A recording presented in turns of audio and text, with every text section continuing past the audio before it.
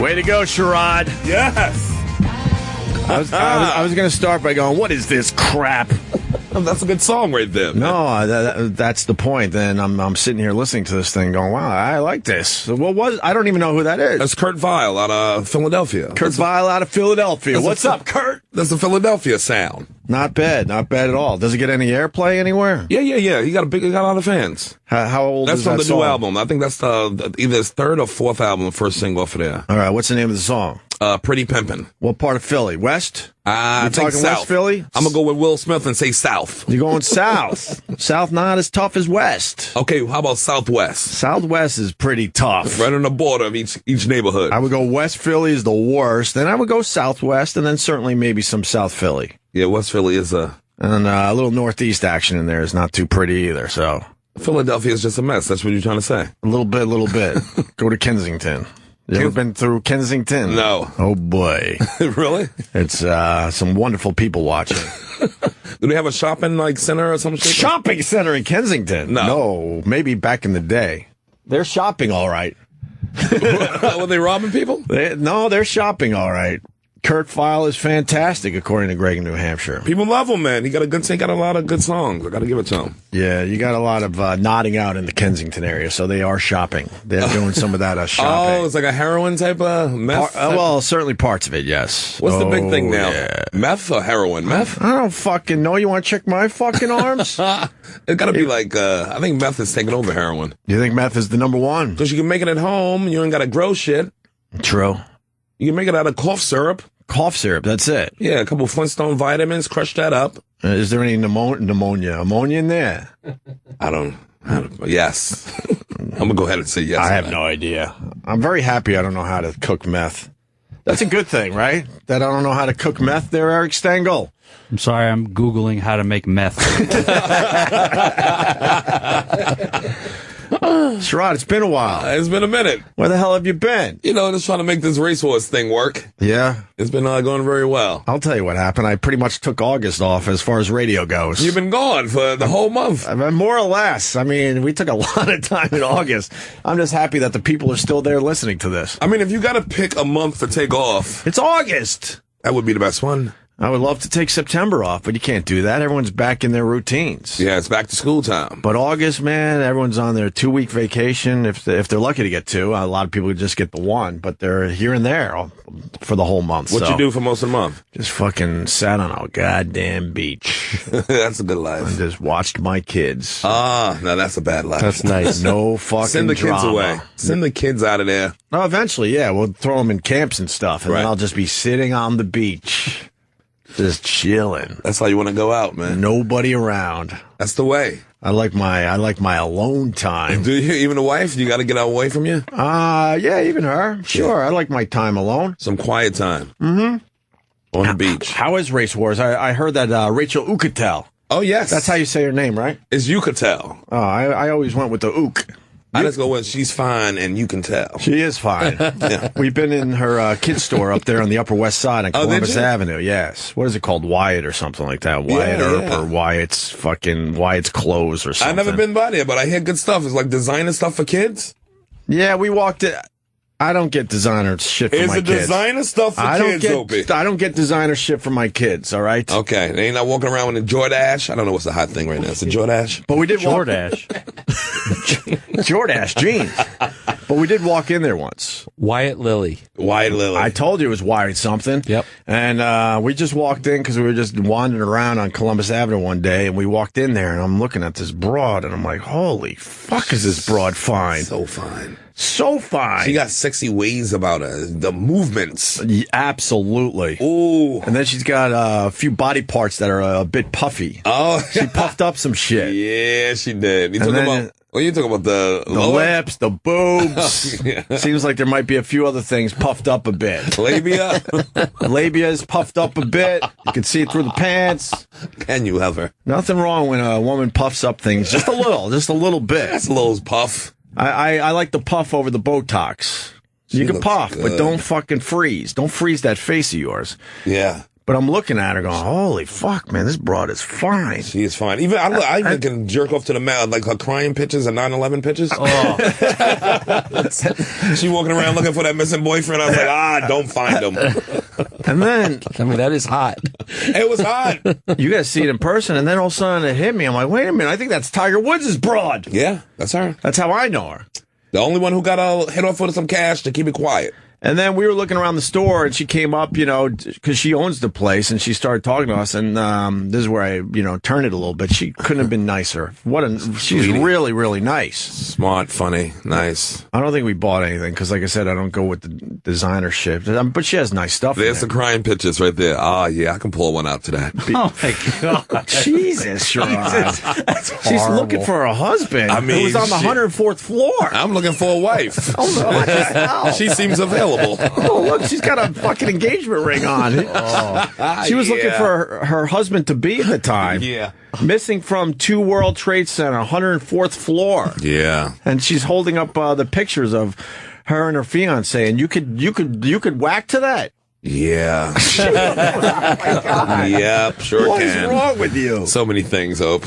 So many. Wow. And that was before she puffed up a few things. Yeah, she puffed up after that, right? Puffed up a few things. And then Jim Norton, this son of a bitch. Yeah, on the QT, went out for a drink with the Uchitel. Yes, and she liked him, but he did scare her off with some of his messages, but she liked him. She did like him, huh? Yes, she was a lot. She was intrigued by the Jim Norton. Yes. All right. And then you had her on Race Wars, and wow, look at that vag picture. My God. That's how do you do? I mean, holy cannoli. Whoa. Look at that. Oh. What is, wow. Is that her clit? Of course it is. I know where the body parts are. I think you're right. I think you nailed it. So she's having brain surgery today or something? Tomorrow. What? Tomorrow. Yeah. And why? They having decompression surgery. Apparently, it's like a common thing that decompressive surgery. The brain is too big for your skull. Yeah. So what they do is cut a window in the back of your skull, go in there, lift your brain off your spine. Get the fuck out of here! I'd rather be decompressed.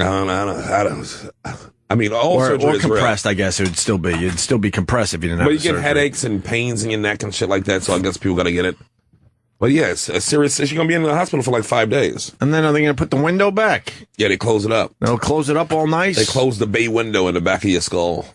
That is nuts. That's crazy. How do they lift it up? That's what How the fuck do they lift your brain up off your spine? And what do they put it on? Like, do they put a little stand in there? It's like a jack. They jack it how up. do they jack it up? It's the thing that they put in the pizza box so that the cheese doesn't. little table. Little white table. Yeah.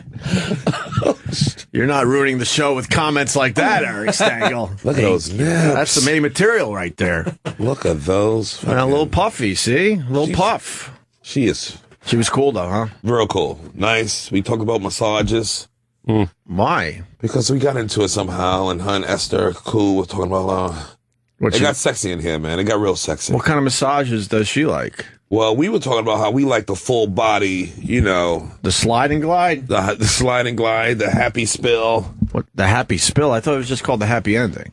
Well, if you spill, you're pretty happy, so. The happy spill. And what kind of massages does she get? She just gives regular ones, but she was questioning, but she said one time she was getting massage from this guy, and she's laying on her back. Mm-hmm. Okay, the towel's just over her cooch. Right. He pulls the towel to the side, so it's like almost dividing the cooch and start massaging inside the leg. The leg right there.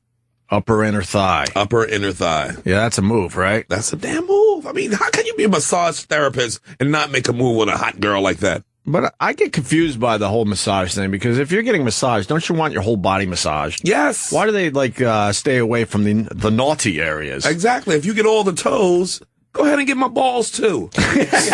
Selfish? You selfish bastard. See, the way I was going to go with maybe your ass. No, he's right. I don't know, but all right, balls. The way I always figured it, if they rub you head to toe and they get all that out and they leave that area alone, all the negative energy will Goes go right there. Yes. I'm not saying they should spill any of your juices out, No. but at the very least, you should get a full body massage. If I don't spill out, I still feel tense. If everyone is an adult in the room, we could all handle it, right? That's right. Exactly. I mean, Exactly. sometimes You even do when, my upper thinner thighs and my butt and my taint and and my balls. yeah. Unless it's a dude massage, never like this. Just get the shoulders, man. Just get the shoulders. Rub the knots out. I've been in situations where, like, me and my wife will go and get massages, and all of a sudden it's a guy and a girl show up, and I'm like, fuck. And then I'm like, I don't want the guy touching her. Right. And So you know then what the guy I take the fucking guy, and I'm sitting there like, this fucking sucks. Couples massages are the worst. It's not even couple massages. We're going at the same time. We have had the couple massages, and you're 100% right. They're the worst. Because you want to fuck, you want to nut something, you want to get something out of you. Well, the couple massages are dumb because you can't see each other, Right. to begin with, and then you're yapping because you feel like it because you're both in the same fucking room. And when I get a massage, I want to like pretty much go into meditation mode and just chill the fuck out and listen to those nature sounds. So running water. So what I'm saying, the massage therapist come into the room and it's a girl and a guy, and I'm like, I got to take the guy. I know I have to take the guy. Couples massage is like No, we go into separate rooms at that You go point. to separate rooms. And then I'm like, now I'm all uncomfortable because it's a guy touching me. Yeah, in a room by They yourselves. do give good massages, though, because they could really fucking push harder. They do, but you can find a strong bitch. I had one of the strongest Korean women ever. She moved away because everybody at the Comedy Cellar used to use her. Right around the corner from the Comedy Cellar. Strong, ex-Bobby Kelly. Strong as hell. She had the strongest hands I ever felt on a woman. Yeah. And she took control of you in there, boy. And why'd she leave? Because she made so much money from everybody going there over 20 years. She bought a fucking mansion in Korea. South Korea. Yeah. Yeah, she's in South Korea chilling. And she's just chilling off your money. All our money we put together, but she rubbed the motherfucker out, boy. Damn. She was strong. I gotta say, since the last time we talked on this radio show, we got a shitload of fucking press. Holy Yes, we did. Fuck. What was going on? We have Nicole Arbour. She came in. She made a Dear Fat People video on YouTube that blew up. Yeah. It pissed off the broad from My Big Fat Fabulous Life on TLC. So we Wait. My Big Fat Fabulous Life. What is that? Oh, the It's exactly what you think it is. like a fat girl trying to she make herself proud of She stuff? pretty much exploits her fatness, and then she gets mad when people make fat shaming videos. That's exactly what's going on there. Okay. And we were able to get in the middle of this whole fucking controversy. Excellent. We squeezed ourselves in. I love it. We squeezed in. Who got angry? And so then Nicole Arbor came in here because we squeezed our way in. We talked to her on the phone and this and that. And then she came in. And honestly, at first, it was sort of a throwaway. She was on The View, and she was just saying that she heard them backstage trashing nurses in general, as far as not being a real profession. Right. And then they went on The View and did their huge over-the-top apology. But she gave us the exclusive, which is sort of not fair because it goes against some of the things we think about, where private conversations, you shouldn't be... Wait a minute. Now, you shouldn't bring them to the people. Right. But she said it on our show, so then we released a video of her saying that, look, I heard them backstage just y'all trashing smoked nurses. that? I didn't know that. I heard about that story, and they Went brought everywhere. It went everywhere. They brought 1,000 nurses on The View for no reason to be like this. Hey, we high-five nurses. We like y'all started that fucking No, well, with the girl. That all went down, but then Nicole was talking, because she was on The View. was on This the- Nicole Arbor that girl, day. the YouTube broad, and she, here's the clip. Yeah, we might as well play the clip for Sherrod. So this is what she said on our show. The View. Yesterday. I didn't. Oh, so this is brand new. I didn't know they attacked you. Who was it, Joy? Joy. Wait, Joy's back on that show? She just came back. She's back. And she made fun of nurses or something. There's a lot of controversy over I that, got some right? funny stuff on that. So Nurses? This is no, not on nurses. Oh, oh my okay. god, no. I'm like- But backstage, I heard the girls being like, "Oh yeah, our nurse jokes didn't go over well, so we have to apologize because they're tweeting us too much." And I'm like, "Y'all are pussies." See, I can sit in my jokes and be like, "Yeah, I made them. I think it's funny, whatever." Yeah. But they go on there and make a fake apology when the cameras weren't rolling. Michelle was like, "Yeah, that's not a real profession. There want to be doctors, blah, blah, blah. We apologize to all the nurses. We respect you." I'm like, I might be the dumb blonde, or I might be the blonde. I mean, I'm not dumb. I may be the blonde, but you're the fucking idiot. Like, I'm sorry. I Oh, hate that fake shots apology. fired. I so hate silly. it. I hate fucking hate it. Just own it at that Rude. point. So we just kind of Wow. we popped up the video up on my YouTube channel, the show's YouTube channel, really, because it's Opie Radio on YouTube. 138,000 views so far in like 2-3 days. And then other sites grabbed it and made their own version of the video, and the thing just took off over the weekend. Yep. We just threw it up there thinking, it might do, it might do okay. And all of a sudden, everyone just picked up the video and ran with it. Wow. I mean, everybody. It was unbelievable. Wait. So she's saying even their apology was bullshit. Yeah. Yeah, but we all know. We know, but we all know all the apologies in general are bullshit. Then they paraded all the nurses. They had like 45 nurses come on stage. Yeah. Gave them all blenders. Yeah. So. Dirty. It is dirty. Dirty business. But The View has no problem being the PC police and going after people for saying shitty things. So, I don't know. But it's not fair that, a backstage conversation became public. But she said it on her show. We didn't know she was going to say that. Right. But at the same time, they did attack her, so she felt, slighted by them. Oh, yeah. She had a shitty time with The View because they were looking down at her like, oh, God, this fucking hot broad is making fat-shaming videos. She was a hot broad, too. She also said they cut out some of her laughs and... Right. I don't know if that's true because The View, I think, is live, right? Yeah. Right. So she claimed that. I don't know. And they bleeped her. She claimed they bleeped her too, which made it seem like she was cursing. Yeah. But maybe on the West Coast version because they got two different versions of that show. Has it ever happened with you, Opie, that somebody mentions publicly a private conversation that you had in the studio here during a commercial, something like that? I don't think so. I mean, that would. That's dirty business. I don't know. I don't think you can do that. I just assume people are listening and recording me all the time, so I just keep my mouth fucking shut. Yeah. It's the best thing to do. Right. But, we've had conversations. That's one way to, We've had conversations with you off air that we've said, this is not for air. And if it made air, I'd lose my mind. You know what I mean? But that's how everybody works. Everybody is. And you've always been smart enough and, I don't know, not to do that. So. That's how everyone works. So, but I'm not sure what you get out of it. If you're like, she's trying to make it. She's trying to. I don't know what her end game is to be a host of some show, or I don't know what. But if you're gonna go ahead and do that, I'm not sure it's gonna help you down the line. She's never gonna go back on The View again. Maybe we don't know now, but the pendulum swings, man. It was one point you can't say shit like that in work, but it's gonna come a point where you gotta say shit like that. Yeah. So just to stay in the mix. Well. It's Trump time, man. Everybody's speaking clear, speaking freely. True. It's Trump time. It's Trump time. Absolutely. He dropped in the polls, I believe, though. Yeah, but Trump time might be that freedom, though, might have peaked. I don't know. I think Trump time might have peaked a little bit. I think speaking freely is coming back. I like it. I hope it does. I absolutely hope it does. I said it. That's what he brings to the political process. People have to now speak freely, and they can't talk in those dumb sound bites anymore. Yeah, that's why Donald Trump is so important, because now you're going to get these candidates finally, speaking the truth and not sound bites and fucking and filtering their shit because they're worried about who they're going to offend in the end. Right, and they look out for each other, not trying to take each other off a sound like sound bites. It's like, what are you doing? Right. Exactly. Fucking be a human being and go at each other. Exactly. So over the weekend we got a shitload of press.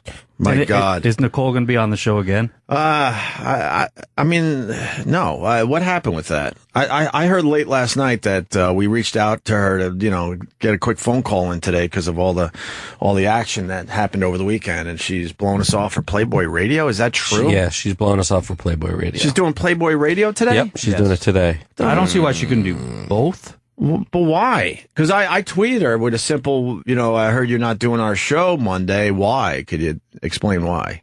She never wrote back or tweeted or any of that shit. Well, at least we know where she's hosting her show now, Playboy Radio. What, is she trying to get her tits in the magazine? What is she doing? I don't know. Did she even get back to us? We're going to find Roland right now. All right. To see what his people Here he say. comes. Here he comes. Where's she from? Is she from Canada? Canada. That's what I thought. Oh, Canada. Canadians, boy. We got to close that border. we got to build a wall and make them pay for it. I'm telling you. My young daughter watches Caillou so much that she's speaking with a Canadian accent. For real. It's the weirdest fucking thing. Like a boot and... She says, how do you say house? House? Yeah, House. She says it's sort of like that. I'm like, House. wait a minute, that's how they say it on Caillou. She's got a Canadian accent because that dumb fucking Caillou. Is that on Nickelodeon? Dude. I have a 5, almost 5.5, and almost 3. So I had about a 2-year period where I didn't have to deal with this Caillou shit anymore, and now Back into it. What the fuck's up with this show? There's a million shows I try to turn her on to, and it's Caillou. She's obsessed with it, and now she's got a Canadian accent. Not that there's anything wrong with being a Canadian. There's everything wrong with it. But I don't need her saying house or however the hell they say. It's annoying. So, Roland, did she blow us off? Well, according to her manager, she wants to focus less on the drama, more on her stand-up comedy. Oh, she's a stand-up? According to Tom Papa, she is not. Yeah, that was a good moment when Should we put that video clip up? Tom Papa was not having it. Good. Yeah, we should can do put that clip today. up? Yes, we should. Yeah, we'll put that up Because today. we'll continue the drama. We have no problem continuing the drama. Even Pete Davidson told her, yeah, you're a different form of something, but not kind of stand-up. Actually, Pete Davidson also said that it's not stand-up. Yeah. I don't know who she is. She makes entertaining videos on YouTube, and she's got a bit of heat right now. So that's not a stand-up comedian. But she said what she does for the YouTube channel is like stand-up. No, it's not. And Papa's eyes almost popped out of his fucking head. Yeah. And you know Tom Papa. He's the last guy that's gonna scrap. He's sweet. He's a sweet dude. Come to Papa. But he's like, his eyes were like, well, let me tell you something. And he was very nice. He was talking to her like he was her father, explaining what stand-up is, and that what she does, maybe it's successful and it's entertaining, but it's not stand-up comedy. She somehow compared putting her videos up in front of viewers is the same as performing in front of an audience. She's an idiot. Yeah, It's very different, right? Yes. It's like fucking in your house, just you and your girl, or fucking in front of a crowd of people. Yeah, it's fucking different. Can't just show some video. You think you'd be able to do that? On the right Cialis, yeah, I can knock that down. You can knock it down in public? Oh, yeah. How big of a room, though? I banged in front of people before. No, I know. Whoa. I've heard the stories over the years. I'm talking, Like if I have to perform, fuck? Let's go, could you have sex at the Cellar on stage? Like after hours. Not after hours. I'm talking about a crowd. During the show? Yeah. I have. You fucking roll. Ooh, That's what I'm saying. I don't know. I don't think so. All right, because I was going to move on from the Cellar to bigger rooms, but you would have a problem at the Cellar. Because I got too many comedy memories there to just have a crowd there and I'm fucking. What about... But I definitely banged in there. And you got to still walk through there to get to the bathroom. Right. So... You've gone into that was still going on. You've gone into the bathroom during shows? Yeah, Other back in the day. sets? Oh, yeah, back in the day, yeah, definitely. No kidding. Oh, yeah. Those bathrooms are tight, too. Tight, too. Man. Tight. You definitely got to throw a buffer in the hall to send people to the wall for the bathroom. Nice. You might have to put that clip up today. I think we have to. I don't know why. Papa was in the room with her when she said that? Yeah. She loves the attention, so why wouldn't she call our show? She got a ton of press on this show. A ridiculous amount. I don't understand. I don't either. By the way, we've got a Is lot she of... mad at us? She didn't respond, because usually she responds. I thought we had a good time with her. I mean, I had one faux pas when I called her tits fat, but Yeah. I was going Good. because I was trying to work off the whole fat shaming thing, and I go, well, I'll tell you one thing, those tits are fat. They're obese tits? No, I meant it in a nice way, and Right. she was horrified and called me an old creep or something like that, but whatever. Well, I gave it. don't fault her for being, perceptive. But she came in with one of those dresses where you got to pull up every 10 seconds, with the thumbs. Oh, the sundress. Yeah, well, you got to just keep pulling it up all day long. That's inappropriate. So, of course, we're going to notice. Well, let me see her boobs again. They're online. Everyone was tweeting me the picture. I wasn't going to retweet that. She had good boobs. Is it The nips are a little too tiny. too Canadian? I don't know. Yeah, we had a long text conversation last night about Her nips are shaped Yeah. like maple What did I leaves. write? Yeah. you said her nipples were too small. to Is that appear in her? Playboy. Yeah. Wait, hold up, nigga. She kind of looks like, in these pictures, Reese Witherspoon. And she got, She looks familiar. Like what? those are boy nipples, though, right? Yeah, those are boy nipples. I Yeah. covered the face. Those Maybe try are to- like boy nipples. Did you bang her? I didn't bang her, but her boobs are kind of like they nice boobs. They look bigger here than in that picture. They look bigger where? When she was here the Okay, other day. real life. Yeah. She's cute, man. She's all She got some right. Jan Brady's. Wait, you just said she's just all right? No, I'm agreeing. I'm like, she's all right. Oh, okay. I thought you were Yeah. like, she's all right. No, I'm agreeing with you. Did you, by any chance, I passed around a video, I don't know if you guys had a chance to see it, but she did one of her YouTube clips about, like, telling some story that happened to her where she was in a horrible cab accident. Can I be honest with you? Yeah. I got bored with the video. Well, but she was like spilling out her guts, and I'm like, after 2 minutes, I think it was a 9-minute video, I was kind of bored. Well, she was getting out of a cab. I know, I got that rear-ended, part. and she got fucked up, and then she made it all the way back, and huge pain management problems and shots in her neck or something, and then she got rear-ended by another taxi. Oh, really? Yeah. I should have stayed to the end of the video. Yeah, see? I told you. I got bored with her story. Yeah, She got what? I don't know. How old is this girl? She's young. No, 20s? She's 30. I think she said it on our show. I think she said she's 30. She's cute. Look, I have no problem with her. I'm just kind of bummed that 30. she decided not to do our show today, which is so weird because, well, I figured we'd just play it out. Got all this press over the weekend. Actually, the video's still doing ridiculous numbers. Who hasn't seen it yet at this point? And I thought it'd be cool just to have a couple-minute conversation with her on the phone, but she's blowing us off. She's not in radio too. Playboy Radio's not interested in her stand-up career. Yeah, then we told her, you call us first and then call them. I bet you Tom Papa pissed her off. Was telling her that she's not a stand-up comedian? Oh, wait till you see his video. Papa's head. Holy shit. Oh, my God. Well, does she ever perform in front of crowds? She used to. Or maybe she still does a little bit, but look, it's working for her. Whatever. But Tom Papa These has YouTube smile. people, I think the problem is these YouTube people, YouTube stars, they get a lot of views, but they don't get a lot of respect from other entertainers. They don't.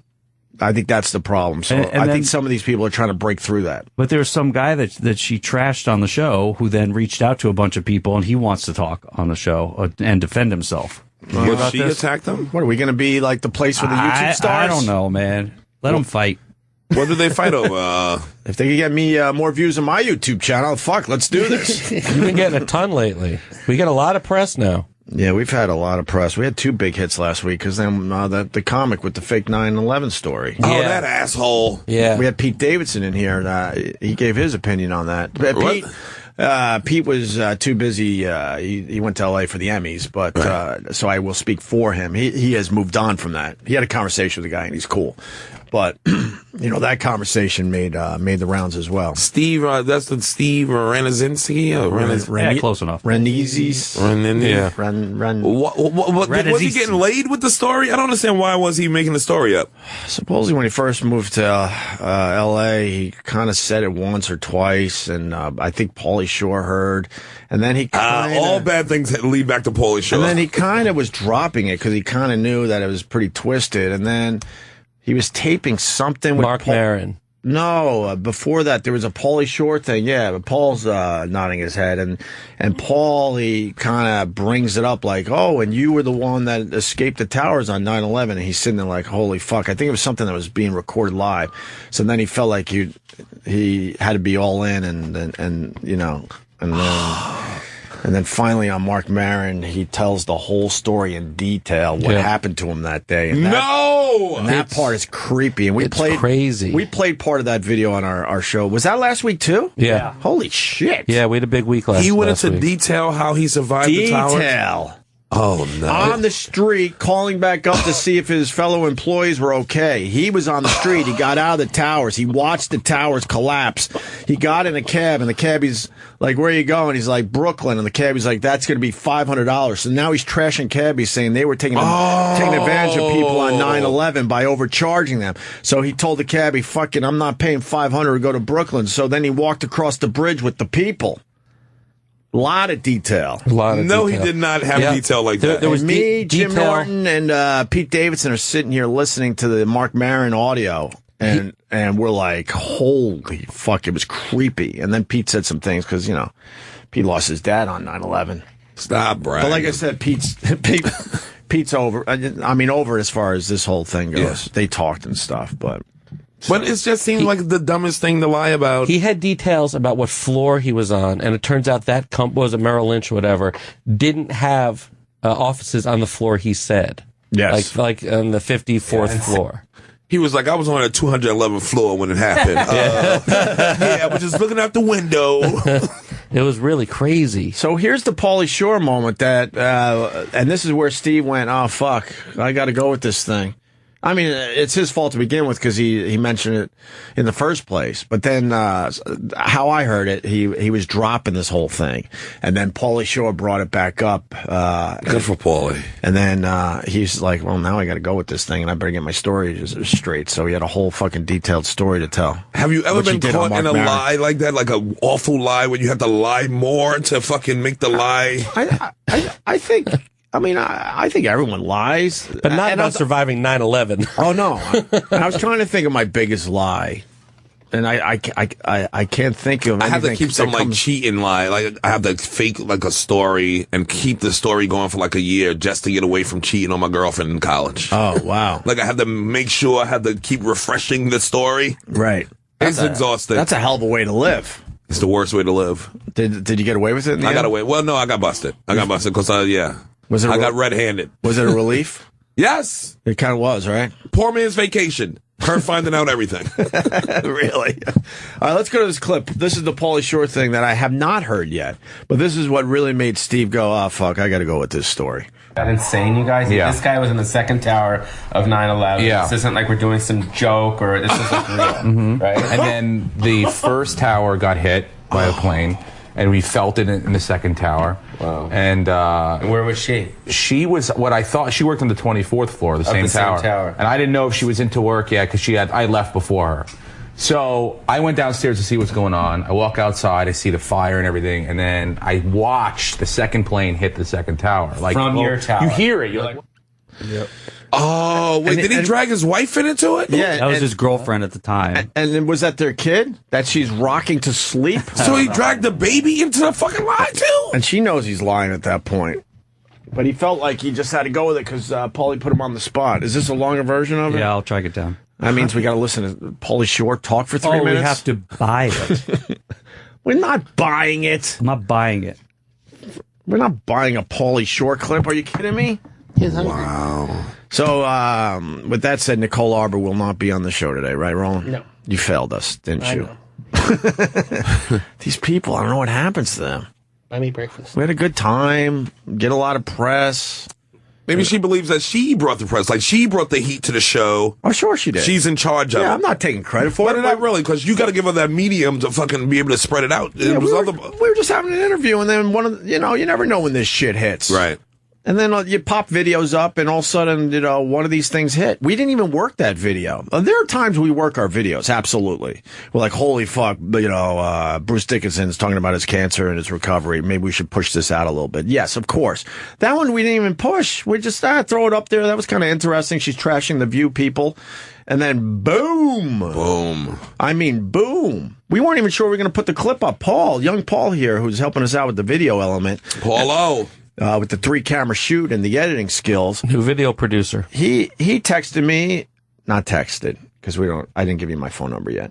Don't do it. I might soon. That's a huge mistake. I'm thinking of giving you my phone number. He should go through us. I'm Consider thinking. it. Don't do it. But Did you see his twin brother, by the way? It's scary. I heard he has a twin brother. I mean, identical. It's the fucking weirdest shit. Do you guys ever switch? I would so switch. I would switch every day. I would switch, especially if my twin brother had a Hot girl? hot girl he was dating. And twins, you guys are like thinking the same shit. So of course you switch. But twins are territorial too, so they like to say, "Hey, this is mine, Right? my shirt, nigga. Don't wear my shirt. Don't wear the same shirt I wear." Remember Pedro from? Oh yeah, from Dynamite album. From Napoleon Dynamite. We talked to him back in the day. He's got identical twin, and he admitted on our show that he absolutely switches with his brother, and his brother did some of the press.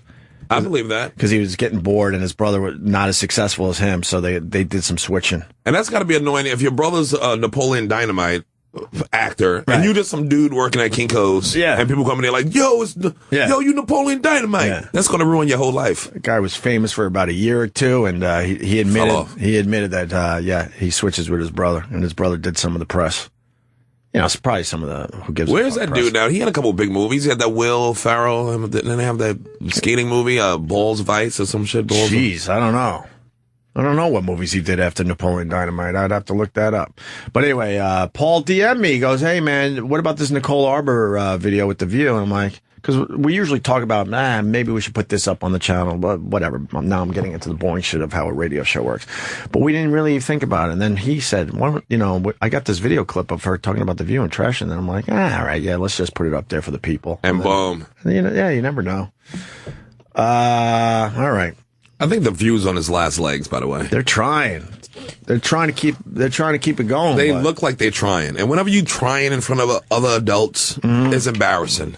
Yeah, and then what? The Talk is doing better than them now? Crushing them. Even The Real, that show would fucking... I've seen The Real. It's horrible. That's the black version of The View. Yeah. Oh, my God. Oh, my God. It's on. See, when you do morning radio, you get to see some of the shit at home while everyone's working. Yes. Oh, my God. What time is it on? It's like noon. It comes on right on after Wendy Williams. See, they got a good feed in because they got Wendy Williams and they got The Real. So that audience is locked in. I'm just glad. I'll talk a little black with you. I could do it. I'm just glad that Wendy Williams finally figured out her hair shit. Has she? She had fucking shitty hair when she still first does. She's not wigs. as bad. Yeah, it's better. It's all better. wigs, but Yeah. I guess she's making good money because the wigs got better. Yeah, silk wigs. I now. used to tune her in and laugh at how ridiculous her hair looked. And then what? It goes Wendy Williams to the Real. To The Real. Yeah.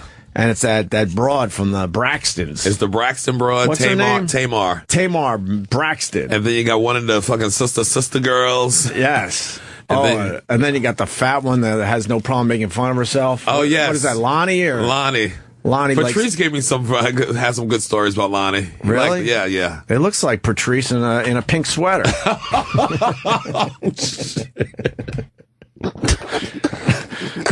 Gonna have to rub his ear now. Lonnie's good people, man. She's a funny girl. I guess. And then the other one, Angelin Bailon. I don't know. She used to date Rob Kardashian. She still got that dumb tattoo on her ass. Right. Okay, yeah. I've seen The Real, though. Holy fuck. We might have to pull some clips from that show. I'm like, this shit is on TV? I can't believe it. But I can't believe it. That Tamar's got a lot of personality. Yes, she does. And she's on Dance with the Stars right now, too. Is she really? Yeah. She's on that Dance with the Stars. Is Gary Busey on there? Yeah. Yes. So they just put him on there so we could all make fun of him, right? Yep. That's how that works. Mm-hmm. He's probably getting $400,000 to do it. But then they act like, no, man, we're not putting him on because he's, brain injured. We talk shame, nonsense. We Gary Busey shame for the last 10, 15 years. I think so. And nobody says, hey, that's not right to do that to him. Right. And he brought us a lot of joy. And then they don't vote a guy off like that until mid-season usually. Yeah. I'm assuming they didn't vote him off because every year they get the goof person that we're all like point and laugh at. Right? Yeah. Was Jeff Ross that dude on his season? Because Jeff was on Dance with the Stars. Remember that? I remember when Jeff Ross was brutal. So, yeah, I saw a little Gary Busey on Dance with the Stars. Would you ever do that show? Fuck no. Ever? Like how even if that's... I'm flattered that you think I would even be in the running. I think you could be. Are you kidding me? You can get on that show. You could totally get on that show. You could totally get on that show. You could totally get on that show. A, I could never get on that show, and B, I would never do that show. I mean, you wouldn't be the first person out. I think you could beat somebody. You'd be in the middle. Wendy Williams was the first one voted off on her Dance with the Stars. Did I ever tell you in college, it was an easy 3. Look, it was an easy 3 credits. I'm telling you right now, it was an easy 3 credits, Sherrod. Don't look at me any differently. What class was it? I did a dance class. Okay. Contemporary thought. Which I got a lot of abuse from my friends. Of course you will. At Geneseo. Yeah. And I'm like, do you understand what I'm looking at every day? It was me and one other guy in the class, and all hot broads. Bending over, fucking kicking their legs, wearing their leg warmers. My girlfriend always says, I don't know why all guys don't just date dancers and always go after dancers because they got the fucking best bodies. And I was like the teacher's pet, and the girls were all like, I'll help you. I'll help you try to pass this class. It was great. It's great when from the outside. Easy 3 fucking credits while some asshole sitting in a dumb classroom, learning about something they don't give a fuck about. Exactly. It's kind of like how we make fun of the male cheerleaders in school. Meanwhile, they got their thumb up the cheerleader's ass the whole game. Aren't they like gay guys though? Some are, but some is just pervs like this. Oh, I figured this out. Oh yeah, I get to touch ass the whole game. Yeah, you gotta think there's a pervert too. Well, when the cheerleader falls to the ground. Yeah. That's because, there's a perv on the team. And he was distracted by what he was seeing while she was up in the air. It's hard to look at fucking a floating vagina above you. Floating vagina. And concentrate. It's like a stroke mouth. Oh shit, I'm supposed to catch her now. That's right. He beating off others. Right. The gay cheerleaders, they never drop the broad. No, they never drop. They perfect. Not at once. They got the routine. They hitting the beats better than the chicks out there hitting the fucking. We got Brian Regan here. We got to get him in. Yeah. We haven't even talked about football. We also have Kelly Carlin coming in today. George's daughter. Oh yeah, George Carlin daughter. She's got a book out, about her childhood. Ooh, that's and her scary. life, actually. Ooh, you mean kids of comics can write books later on in life? Yes. Ooh, that's scary. She's made a name for herself, but it's got to be tough to live under the shadow of George Carlin. My God. Imagine if George Carlin... Well, that would be impossible, right? If he was my father? Yeah. It could be possible. Well, I don't know. Skin's too dark for a little mixture. I mean, how about Obama's complexion? Obama's lighter than you. That's makeup to make white people feel comfortable in this country. Really? Yes. You see him off camera, and be like this. Who is that? Makembe Mutombo? He's got to stop smoking cigarettes. He's Obama. He's dehydrating himself. Yeah. That's what cigarettes do to the older people. They get dehydrated or something. But when you're the president, look at his head. His head is all gray now. He gave up on it though. There was a good year or two where he was dyeing that shit because he would go from having some gray to jet black, and now he said, "Fuck it, let it come in." But I think that's a strategy. I think it shows he's a hardworking guy. Look what the presidency has done for me. Blah blah blah. It'd be great if he got really fat. Like really fat. Yeah. I think he's done. Sweat rag. He's done for what? Yeah. I think he's just looking at that calendar every day. You have to be. Dude, he goes at Bear Grylls and he's walking around like Alaska. That guy's done. I bet you if it was up to him, he goes, "Can I tap out of you early? I'm good. Yeah. I'm fucking good." This is the victory run part. Like you just chill and do whatever you want. Yeah. Yeah. We're going to get Brian Regan in here in a minute. You want him down here now? We're taking a break first. Dude, I got to get the fucking red zone. Oh, the red zone's the best. That's what I got. It is the best. I do got to give a plug to Sirius satellite radio. I was able to listen to my Bills play my Pats. You must be conflicted. Game. Well, you like both teams? He likes every team. And people think this is a bit. It's the only sport I do it with. It's not a bit. Right. If you need to know, I grew up a Jets fan, being from Long Island. Okay, Richard Todd days? All those shitty years. Wesley Walker? All those shitty With the one years. eye? One eye, yeah. All that shit. I loved the Jets back then, too. That was a good team. And then I lived in Western New York. I went to college and did radio in Rochester and Buffalo. So I was up there about 10, 11 years. Yeah. I became a Bills fan. Yeah.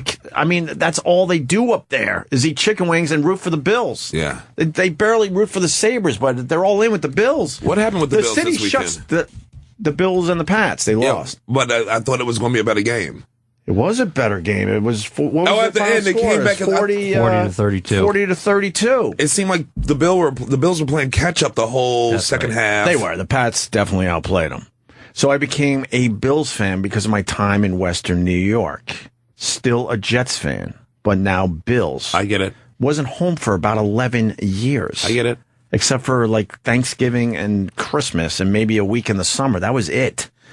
And then I went and did radio in Boston after going back to Long Island and then, back to Boston when they were in the Super Bowl. And I was up there for 3 years. Okay. And we were crushing it up there. And of course you get caught up in the sports teams of Boston. Of course you do. Although not the Red Sox, not so much. It was just with football for whatever reason. Probably because I was in Buffalo for the 4 Super Bowls and I was in Boston for their Super Bowl back in the day with Parcells. Yeah.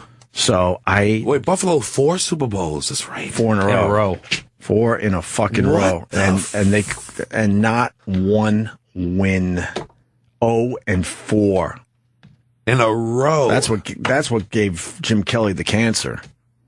I don't think you can say that. I'm not sure that's accurate. What? Is that accurate? I don't know. What happened? Is that based on science? What happened? Maybe I missed the story. You guys should read up on cancer. I think I have to.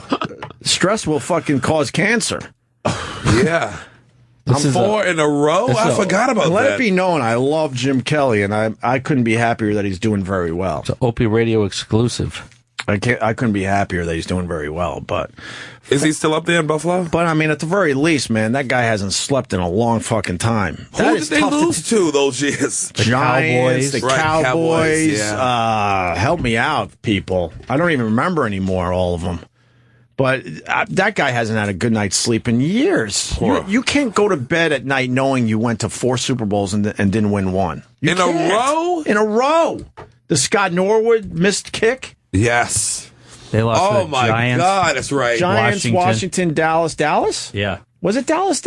Yeah. Oh, this is 90s, yeah. Okay. And they had great players on those teams. They had Jim Kelly, they had Thurman Thomas, Bruce Smith, they had Andre Reed. Andre Reed was an animal. Marv Levy. Marv Levy was a great coach. Yeah. Special teams. Tasker. Yep. Steve Tasker was on those teams. He was ridiculous. So I really got into the Bills. And I knew their team better than the Jets when I was up in Western New York. And then I go to Boston, and then all of a sudden I get caught up in the Pats. So, yes, I actually like all 3 of those teams. It's not a bit. And then? Well, then that's where the bit starts. Then, if we're tearing down the curtain today, that's where the bit actually starts. I say I take a peek for my in-laws love the Dolphins, even though they're from Philly. So I take a peek at the Dolphins. So that's all 4 AFC East teams. And then I'm down in Philly a lot of weekends. Sunday, football day, it's all around you. People are coming and going, saying hi here and there. You go out to dinner, everyone's wearing their Eagles, shit. Right. So then, I take a peek at the Eagles. But that's where the bid really does start. For real, I like the Jets, the Bills, and the Pats, and I know it's fucked up. I can understand that, though, because that's like... You're the first person that can understand it. That's regional stuff. You can't do that. You can't. You got to pick one because it's got to hurt when they lose. You can't be like, oh, my team lost here, but my 2 teams here won. I like the Jets. Then I like the Bills. But the Bills are very close to the Jets as far as the liking goes. And then the Pats are a distant third, if you need to know. Yeah, I think you got to live it, man. That's the truth. It drives everyone nuts. And then I get tweets from people like, stop with the stupid bit. I'm trying to tell you it's not a stupid bit. And now that Rex Ryan is the coach of the Bills, you got the Jets. Yeah. You got and you probably root for former Patriots, Jets, and Bills, too, on other teams. Then you like those teams, too. No. And then you root for everybody. No. But Rex Ryan as the coach of the Bills, I loved Rex Ryan. Yeah. I didn't want them to get rid of fucking Rex Ryan. Me either. And he's perfect for Buffalo. Perfect. And they did all right yesterday. You think he'll win one? For the Bills? At all. I don't know the Bills team well enough. I think they still need a better quarterback, right? Yeah. They have a great defense, obviously. They could get there, but just not this year. Not this year. But maybe in a couple of years. Rex Ryan, he's just such a great coach. He's a great coach. Should we take a quick break and then get Brian Regan? Yes. We'll do it that way? Yes. That's the way to do it. Up next, Brian Regan, promoting live from Radio City Music Hall, Saturday at 9 p.m. on Comedy Central. This is the first live special for Comedy Central? I don't think this has ever been done. I don't think so either. That's pretty fucking cool. Yeah. And then a little later, we got Kelly Carlin coming in at 9 o'clock to promote her book. Yeah, growing up as George Carlin's daughter. That's got to be good story. She slept with a teen idol. What? Slept with a teen idol. Who, Leif Garrett? You have to wait till we come back to find out. Or we don't, because he nailed it. Did I nail it? Oh, you fuck. Did I know that? I just fucking threw that out there. Well, I'm not going to make believe you didn't get the answer if you got the answer. Oh, what?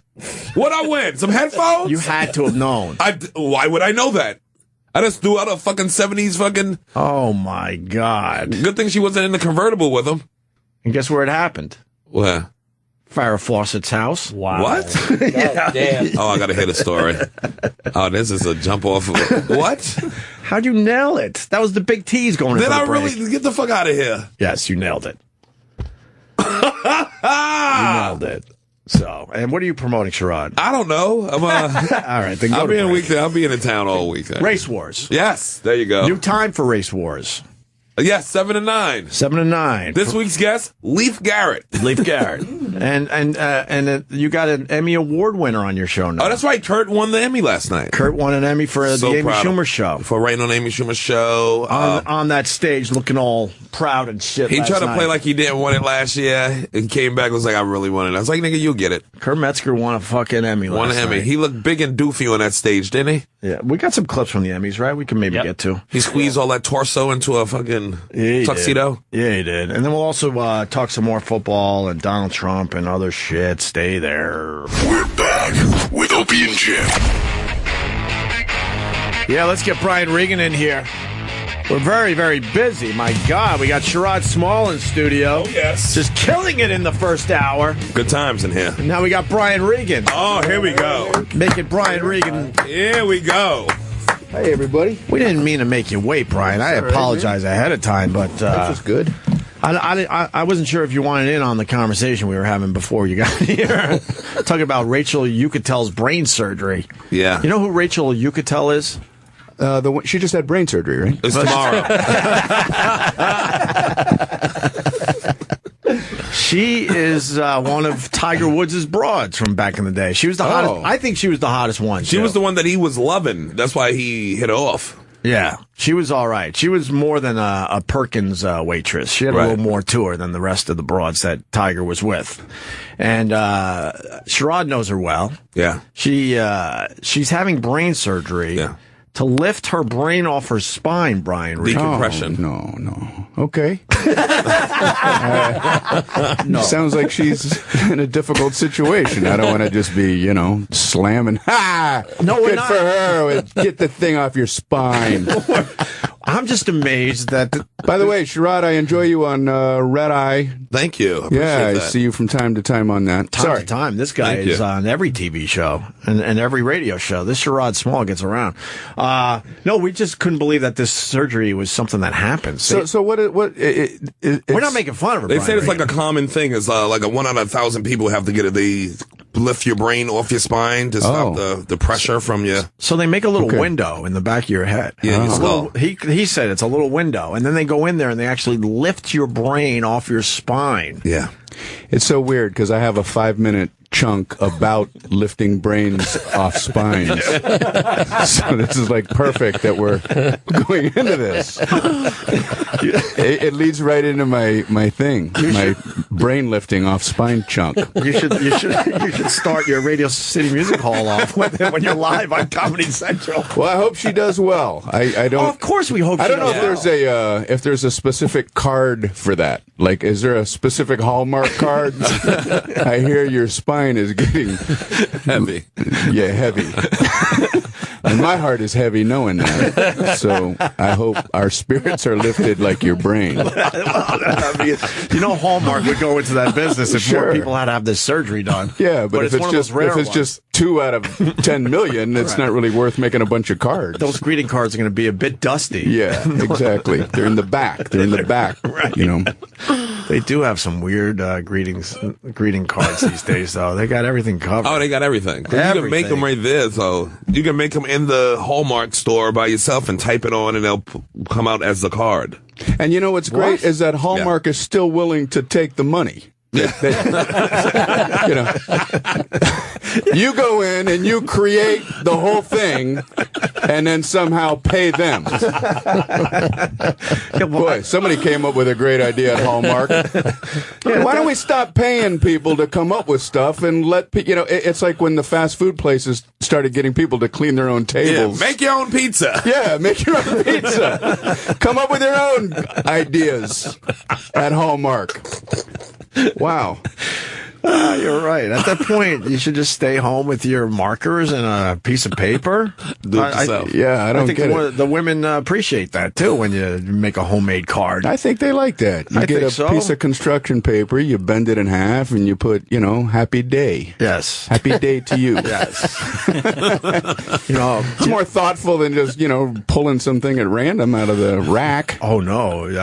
I'll give you the thing. You've never done this? You go in, you get 2 cards. You get the blank card, and then you get one with some really good gushy stuff in it. Okay. And then you write it in the blank card, and then you throw that other card away. Oh, you genius! And then you personalize it a little bit. You change a couple words, so it's like, yeah. Oh, that's the trick. So you got to put like a bad grammar thing in there just to make it look like. Yeah, spelled "to" the wrong way, like TOO when it's supposed to be TO or something. That's genius. I didn't even think. That's great. That's the bit. Are you kidding me? That is the bit. Oh man! Anyone can look up some shit on the internet. But they already wrote all that stuff. They put in the time. And you got a real evil bitch that you're with if she's going to go on the internet and put your poem in there and see what comes up. And Google it. And go, wait a second. you gotta change it up a little bit. You do have to change it up Opie, how did you come up with happy birthday?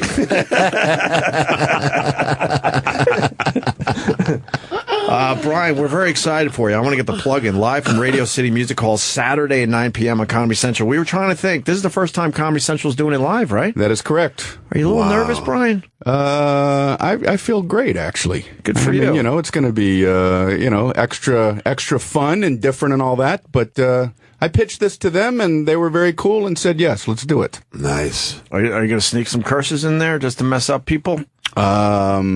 Even though you're allowed to curse on Comedy Central these days, right? I don't know. At a certain time, I think. Yeah.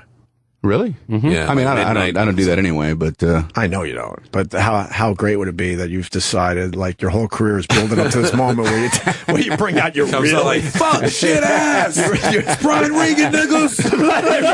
I just have everybody in the director's booth going, now what do we do?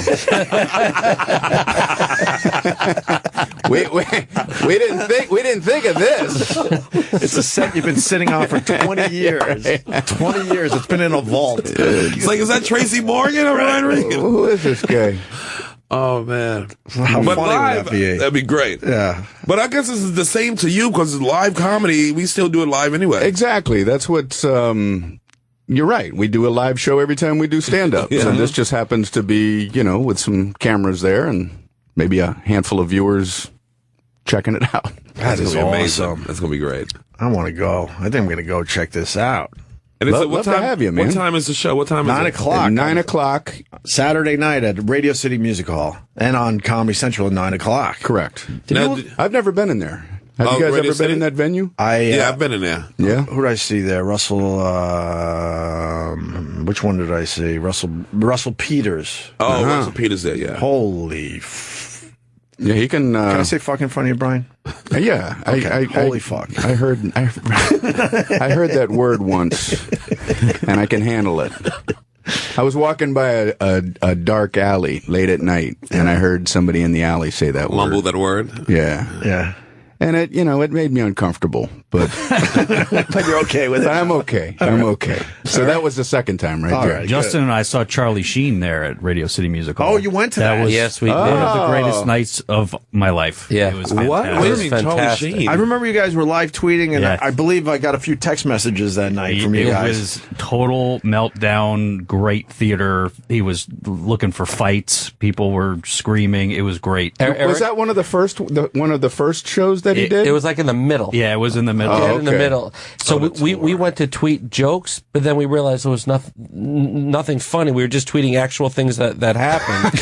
And then when I got home, and like people were following us, like Patton Oswalt, that was how we met him, various people, because someone wrote that the Letterman head writers are there.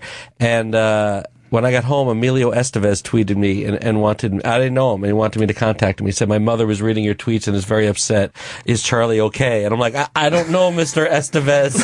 I have no idea. That really happened? Yeah. Yeah. That's how he gets in touch with his brother? Yeah. Through you? Through Like me. he doesn't have... Yeah, his mother saw my tweet, so Emilio tweeted me to tell us. Yeah, Oh, that's wow. a close family. It is, That's a isn't it? close-knit family. yeah, I heard it was just a clusterfuck. clusterfuck. It was, right? Fantastic. There were signs up as you walk in. You are not allowed to text, tweet, or Instagram from the show. Oh, yeah, okay. So like they I knew. see it was you. fun. I see you listen to that rule. So that was the first thing I tweeted. I did. We tweeted a picture of the picture. That's exactly right. You tweeted the no tweet picture. Yeah. Wow. Okay. That was awesome. So you got to follow that. Yeah. No, that's a couple of years ago now, that whole Tiger Blood thing, isn't it? Yep. I forgot he went on tour for that. Yeah. He did. It was amazing. Meltdown. Yeah, and Didn't Jeffrey Ross help out with some of those? Oh, after did all? he? Yeah, I think he did. he might have. Yeah. I think they were bringing in some guns Some You're right. to help Interviewed out. him Yeah, later. he had different moderators with each city. That's right. Yeah. Hey, Brian, you lose weight. You look good. Thank you. You always look good. Well, I appreciate As soon it. as you say, hey, did you lose weight, that means, I thought you were slobby. No, and you look I, like you're in shape. I've lost 10 pounds for the special, and TV puts on 10 pounds, so I completely wasted my time. It's a push. Yeah, it's a push. It's a push.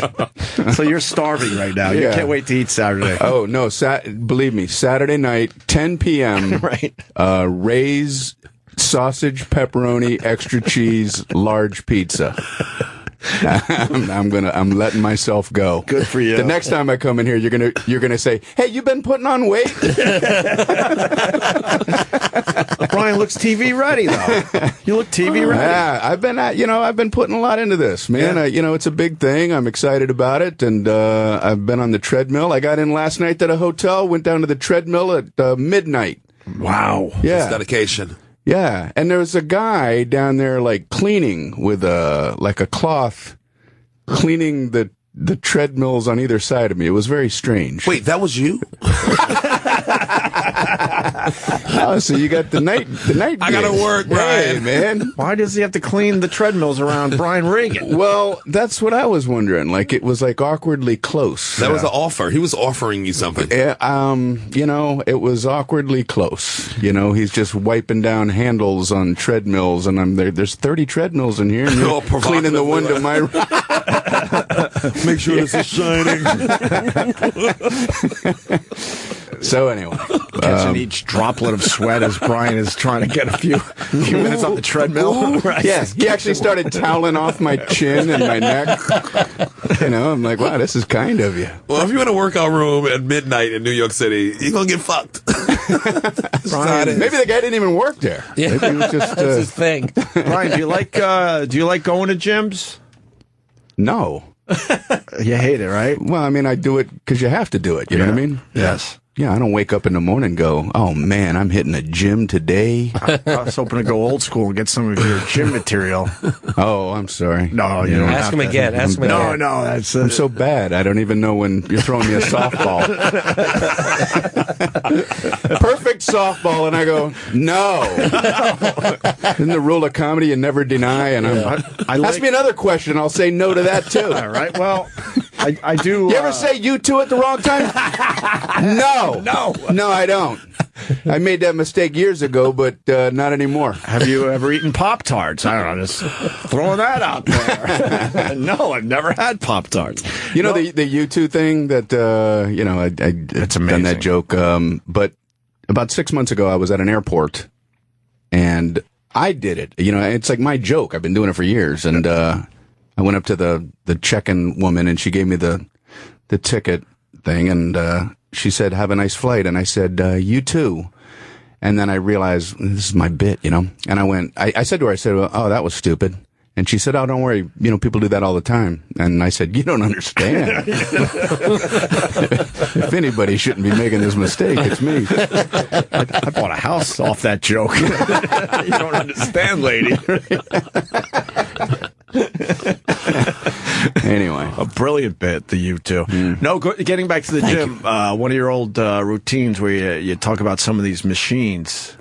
You don't have to do the bit, but it was just funny, because you go into these gyms and sometimes you look at the machine, you don't even know how the fuck to get in the damn thing. I got in one time, and I'm just moving my arms and legs around, just moving everything that I can, and some guy came up to me and said, hey, buddy, would you mind getting out of the painter's scaffolding?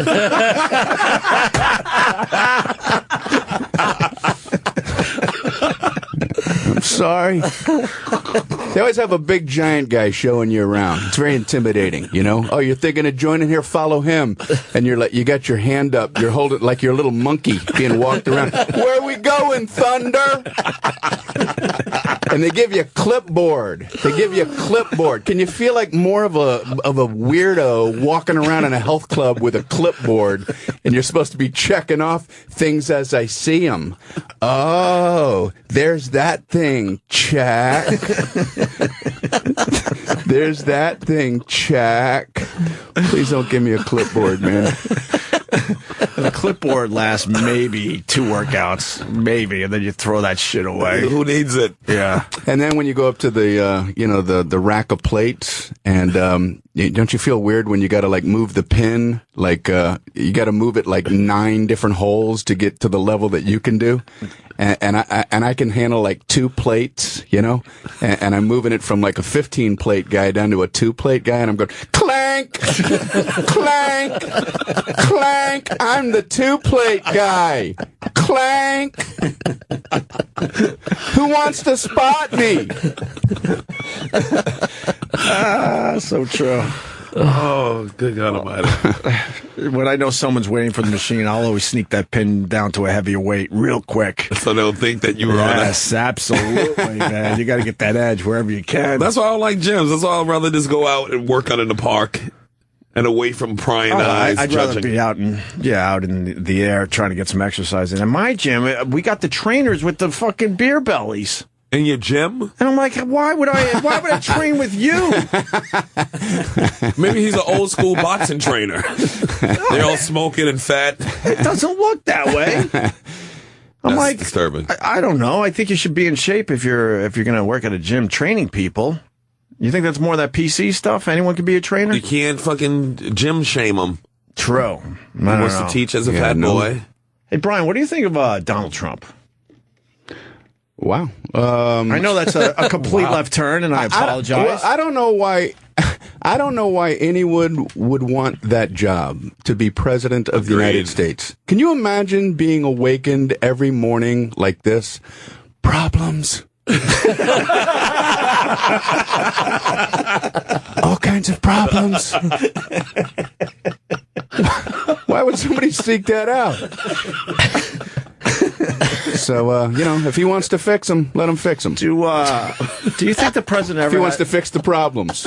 What is the best day a president could have, you think? The best day? Because every day there has to just be, all right, here's today's problems. Do you think he has one day where he's like so just happy to be alive and like, oh, that was a good day? I think there's always stuff on your mind. Even if it's a good day, you got tomorrow. Yeah. I guess the last day would have to be the best day. When you get to go on that helicopter and wave goodbye. And wave goodbye, bitches. I'm out. See you when I see you. We were talking about Obama before you got in here, and we think he's tapped out. He's like he's counting the days at this point. He's like I think if you asked him, he would step down a year early. Was it about a year and a half left? Something like that. Yeah. A little over a year, right? Yeah. Yeah. I think he's ready because he's doing all this goofy stuff now. He was eating salmon with Bear Grylls in the wilderness. But being an ex-president's got to be pretty damn cool. Yes. You know, you got the Secret Service just with you. You go wherever you want. You do whatever you want. I don't know. I mean, it seems like a lot of, well, actually like George W. Bush, he's not, Bill Clinton's out there doing things, you know. Affecting shit. Yeah. Some people just kind of like lay back, and that would be my speed. Yeah, I would lay back. I would be done. Bush a lot of iced tea. I would drink a lot of iced tea. Bush has pretty much said, don't ask me about shit. I'm done. He just wants to kind of just do the hang and show up here and there. He kept his head low after he got out of office. And he looked younger. I know it's an old, kind of almost a hack bit, but these presidents gain a few years back in their lives. They start looking younger after they get out of there. He paints. George W. Actually, his paintings are pretty decent. There was an art critic in Time magazine or something who said, he's not like obviously the best artist in the world, but he said he expected them to be horrible, but they're actually kind of intriguing. Here's some of the paintings that George. Yeah, that's pretty good. Damn, not He's bad got a good at all. eye for it. Is that the Dalai Lama? Yeah, of course it's the Dalai Lama. Do you have I can't see what you guys are looking at. He likes painting world leaders. Yeah. Although he painted Jay Leno, too. Really? World leaders and Jay Leno. That's what's coming up here. Got a Putin up there. Or maybe his paintings are so bad that you think it's Jay Leno, but it's Putin. That could be It was Henry Kissinger.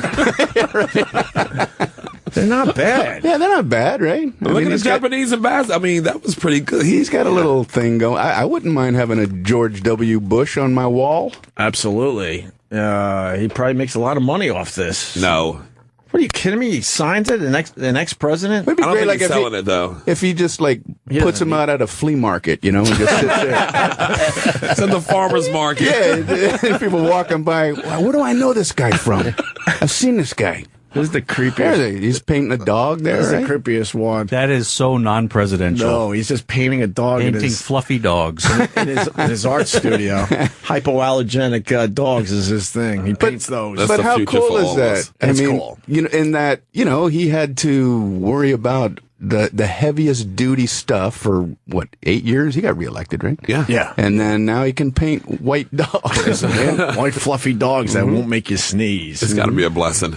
All right, Brian. Off the radar. What else is going on with you, Brian? Is this your first Radio City performance? Yeah, I've never been in there. I'm actually going to get to go in there tomorrow just for like a walkthrough kind of deal. You've never been in the building at all? I've never been in the building.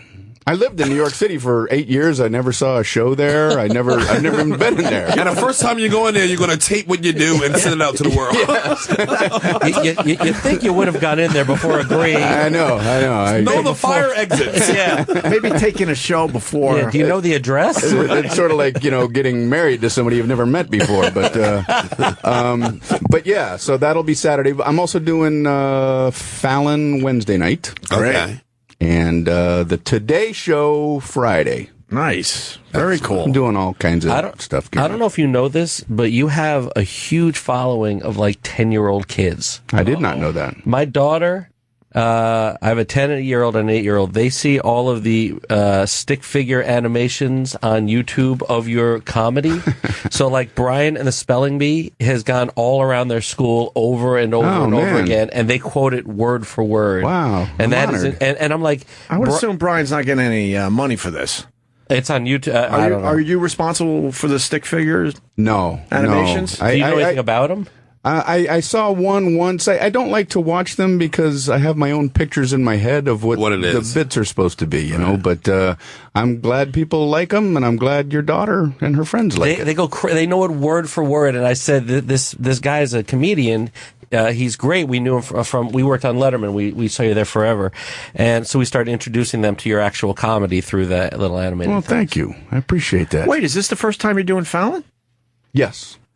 Yeah, because I had the Letterman thing for That's why so many this years. This is pretty interesting because you were Dave's guy forever. How many appearances again? 28.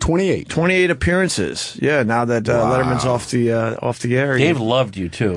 That's so nice to hear, man. Yeah, love you. I was always honored. It's weird. You're out there, you're doing the stand up, and you're trying to make that audience laugh, and there's people out there watching as well. And he's at the desk behind you. And he had that really distinctive cackle, that laugh. Yeah.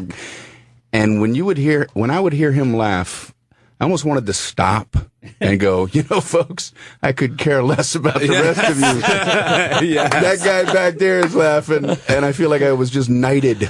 I know. So, amazing. Yeah, to make him laugh was just a huge honor. And he wouldn't just give it to you either. You had to earn his You laugh. did. You really had to earn the laugh. Yeah. Now he's another guy that can now just paint white fluffy dogs, right? I mean, he worked for 30 for so long. Years. Yeah. What do you guys know what he's doing in retirement? Is he just I have not talked chill to him. mode? Or? We have not talked to him in a year. Really? Yeah. Ixnay on Letterman A. No, it's all fine. It's all fine. Sorry. He recently called and invited us to dinner. We've been busy. Kidding. You don't know what he's doing at all? Is he in Montana at that house? He popped up one time He does racing interviews and stuff. There was a press release that he's appearing on a National Geographic show, like season 2 of one episode of a season 2 show where it's all about global warming, and they're going around trying to fix the Earth. So that's all I know. I always liked Letterman the best when they were all on. And I liked him over everyone else. Yeah, he was entertaining as all hell. When he was on NBC, some of those days were some of the funniest shits. Yep, absolutely. So you would only do Late Show, and then with the Tonight Show calling, you would say no because you were a Letterman guy, or did they just know that you were a Letterman guy, or? Yeah, what happens in these white meetings? These white people meetings. Did you? No one tells you that no one tells you can't do another show. Right. You know that they're not allowed to do that. No, you're not allowed to do that. But I just by myself, I knew that the Letterman show was being incredibly kind to me. They had me on like every 9 months, so just, not to ruffle any feathers, I just kind of put myself in that camp. Yeah. Ooh, look at that answer. No, that's excellent. cool. He's running for office. Very cool. You might want to get in the race. That's great. And I'm sure the Tonight Show now will do something. That answer didn't piss off anybody. I hope not. There's politics every step. The very first club I started at. Yeah. There's a comedy club in Fort Lauderdale. I'm working in the kitchen, cooking burgers, and they would let me go on like late at night for 10 minutes. And I've been on stage one night, and they're like, you better not play Bojangles down the road. I'm like, I'm a cook. Yes, it's sickening. And I got politics at the short order cook level. Yeah. God, that's great. I literally would take the trash out at the end of the night, and I'm like, so if I go down there and take their trash out, you're going to be mad at me? Do you still take the tour bus? Yes. I think that's the greatest thing ever. I would love to just jump on. I wish we could do the radio show that way, even though it does, you don't really need people in front of you to do this. But how great would that be? Every day, just somewhere else. New city. I love it, man. Yeah. You do? Yeah, I'm getting another one made. Made? Well, I mean, customized the inside, because I travel with my kids a lot, and I just want it to be perfect, man. Got the back set up as a little apartment area, and the front living room area. What's the one thing you really want for your new tour bus? Well, this one's going to have an outside deal with a canopy or whatever, a thing that comes out, and then you open up the bin, and there's like a big screen TV outside, and you just... Who are you, Will Smith? What's a bus like that? Remember the mega bus that pissed off all of New York? Yes. Did you ever see Will Smith's? No. Pull it up. You got to pull up Will Smith's. And he had this in like Soho. It had a gym in it, Brian. Wow. A full-service gym. It was double-decker, right? Yeah, 2 floors. It was double-decker. Double-decker. It did something like this. Whoa! Yes, that's his. Now I feel terrible. Now I feel horrible. I'm talking about my stupid, puny little bus. Look at that thing. Now I'm embarrassed. Isn't that ridiculous? Yes, it is. Well, we'll tweet that That's picture. beautiful, man. The sides come out, open up like this. It's New York out. New York City had a real problem with that. I forgot what he was filming when he was. It was Men in Black. The Was it last Men in one. Black? Yeah. Especially if he's opening up the pop-outs and blocking traffic. And the sidewalk. Yes. And the sidewalk. You can't walk by it. You can't drive by it. He's in there relaxing. Look at the inside of that son of a bitch. Is that his? Yes. That's the inside of his, or just a random one? Says it's his. Okay. Well, what happened? That looks spectacular. Oh, you're pointing at stuff. I get confused. Sorry. So, yeah. Man. What part of the country do you like, though? Is there one part of the country where you get excited that you get to roll through again? As far as Everywhere. Not. I mean, as far as nature goes, and as far as seeing stuff. Gosh, everywhere, man. I live in Las Vegas, so I see a lot of the dry stuff. So I like going, Pacific Northwest is interesting, Northern California. Right. The big giant trees. I did Alaska, the Alaska State Fair I did not too long ago. That was Anchorage? cool. Outside Anchorage. Yeah. And, it was cold and rainy. I got there in the afternoon, and, it was an outdoor venue. And they said it's going to be cold and rainy all during the show.